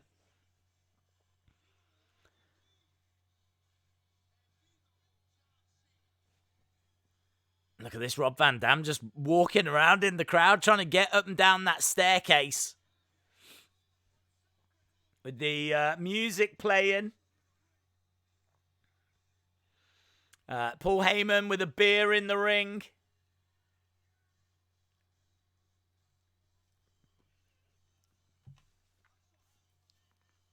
Did Cena win? No, Cena did not win. Rob Van Dam won. It is questionable in the sense of Edge getting involved, but it was no DQ, so there's nothing to say that Edge couldn't get involved.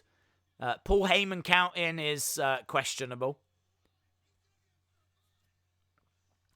Coaster Maniac says, I'm back. Kamal, shout out to you. There we go. Look, big show in the ring. Holds up RVD, the new champion, who holds that spinabout in the air as Paul Heyman watches and laughs. Really good show. I mean, can you imagine watching this?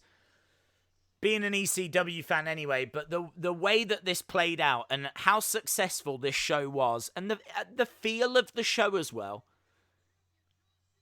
Like, it had WWE stars on it, but it still had a great ECW feel. Maybe it wasn't completely the same as classic ECW, but, you know, it was as close as you was probably ever going to get with WWE being involved. Imagine how excited you would have been for that ECW show just a few nights later. This is the kind of thing that you'd watch. You'd watch this show, and again, I said this about Barely Legal. You'd just want to tell people about it. I would want to go to school or college or work the next day and just, oh, did you see that show? Did you see that show last night?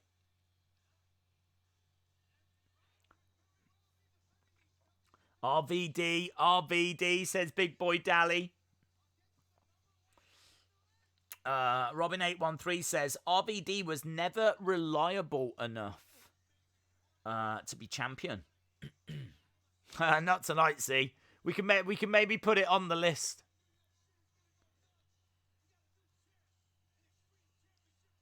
The moment when Edge in the motorcycle helmet and a blade-type long jacket spears Cena through the table to RVD hitting the biggest 5-star frog splash of his career is iconic. The show is coming to an end as Rob Van Dam is in the ring. Boom. Boom. Get your scores in.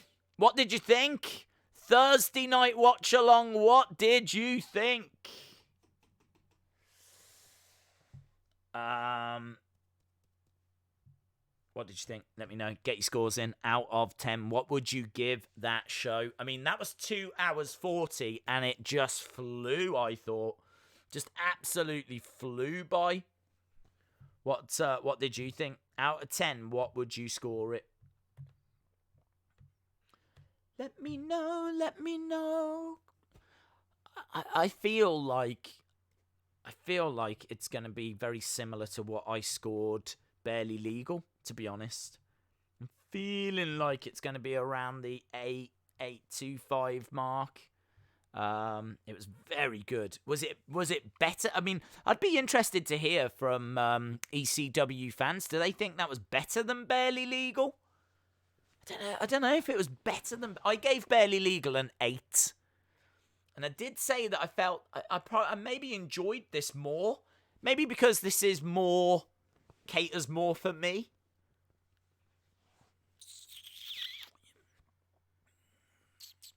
The reactions, the crowd make a big difference. But let me know, what did you think? I'm feeling 8.25. £10 podcast says an acceptable 8. Shout out to you, my friend. Hope you are well. 10 out of 10 says Ben Russell. 10. I mean, look at this. People really enjoyed it. I gotta tell you, every time ECW gets recommended, I do panic because I know that, like, I'm sure there's people like me that look at this and go, "It's not for me. I'm not into that kind of wrestling. I've never watched ECW. I've never been a fan." So you kind of approach it with like trepidation, and I definitely did. But man, there's some really good wrestling in there. Really good wrestling in there. There was cheese graters though, see? There was cheese graters. But Spark says 9.4. Nick Gilbert says 10. Hasib says 7. That's probably the lowest I've seen out of all of the scores. There's a lot of 10s. 8. 7. 11. 420 out of 10 says Shane Cowley. Jerry Smith says 100 out of 10. Shane Cowley says Barely Legal was first. This was the last good show. Next year's One Night Stand was such a disappointment. I'm going to go with 8.25. I'm going to say that this catered just a little bit more than maybe Barely Legal did for me. I think it's the crowd, you know. I think the action. I still think the best match out of tonight and Barely Legal, the best match is RVD versus Lance Storm from Barely Legal. So I think that was the better match, or the best match out of all that we've seen. But I do think tonight was... I don't think there was necessarily a bad match on tonight's card. I thought that it was good pretty much all the way throughout. I think the crowd is the X factor. I think the crowd makes the difference. I think that Edge Foley match is just adds a lot. It's just bonkers, but adds a lot. You've got obviously the drama and the importance of the main event. I thought that Angle versus Orton that pretty much started the night outside of the Lawler thing was probably the best match tonight. But the match that I would recommend people watch is that main event because of everything that goes on in it, you know, and certainly those entrances. Absolutely brilliant. 10 out of 10. What happened to this Heyman? He was a revolutionary. Now he's just a puppet. Oh, no. Friends. There we go. Boom. I think we're done. I think we are done. I thought that was a lot of fun. A lot of fun. So, I hope you enjoyed that, my friends. I don't even know how long we've been streaming for. Yeah, I hope you enjoyed that. It was something that was a little bit different. I don't know what next Thursday is going to be. As we said, we will potentially vote on next Thursday, what we'll watch next Thursday on Sunday. So keep your eyes peeled for that. But of course, we are back tomorrow. Back tomorrow for SmackDown. We're back tomorrow for SmackDown, so make sure you join us tomorrow for that. And then we've got the final WCW on Saturday, but I don't know what time yet. And then on Sunday, we'll probably do just a little chilled thing. And then obviously on Monday, we're back to Raw. So DJB, Tazzy, thank you so much. Robin, thank you. Cameron, shout out to you as well. Coaster Maniac saying Starcade. Well, look, it's all on the table. It's all on the table. We're not going to rule anything out. We're just going to have to wait and see what people vote for. So, awesome, guys. Thanks a lot for watching. Really appreciate it. Really enjoyed tonight. Great spending this time with you, as always. And hopefully, I'll see you again next time. Bye for now.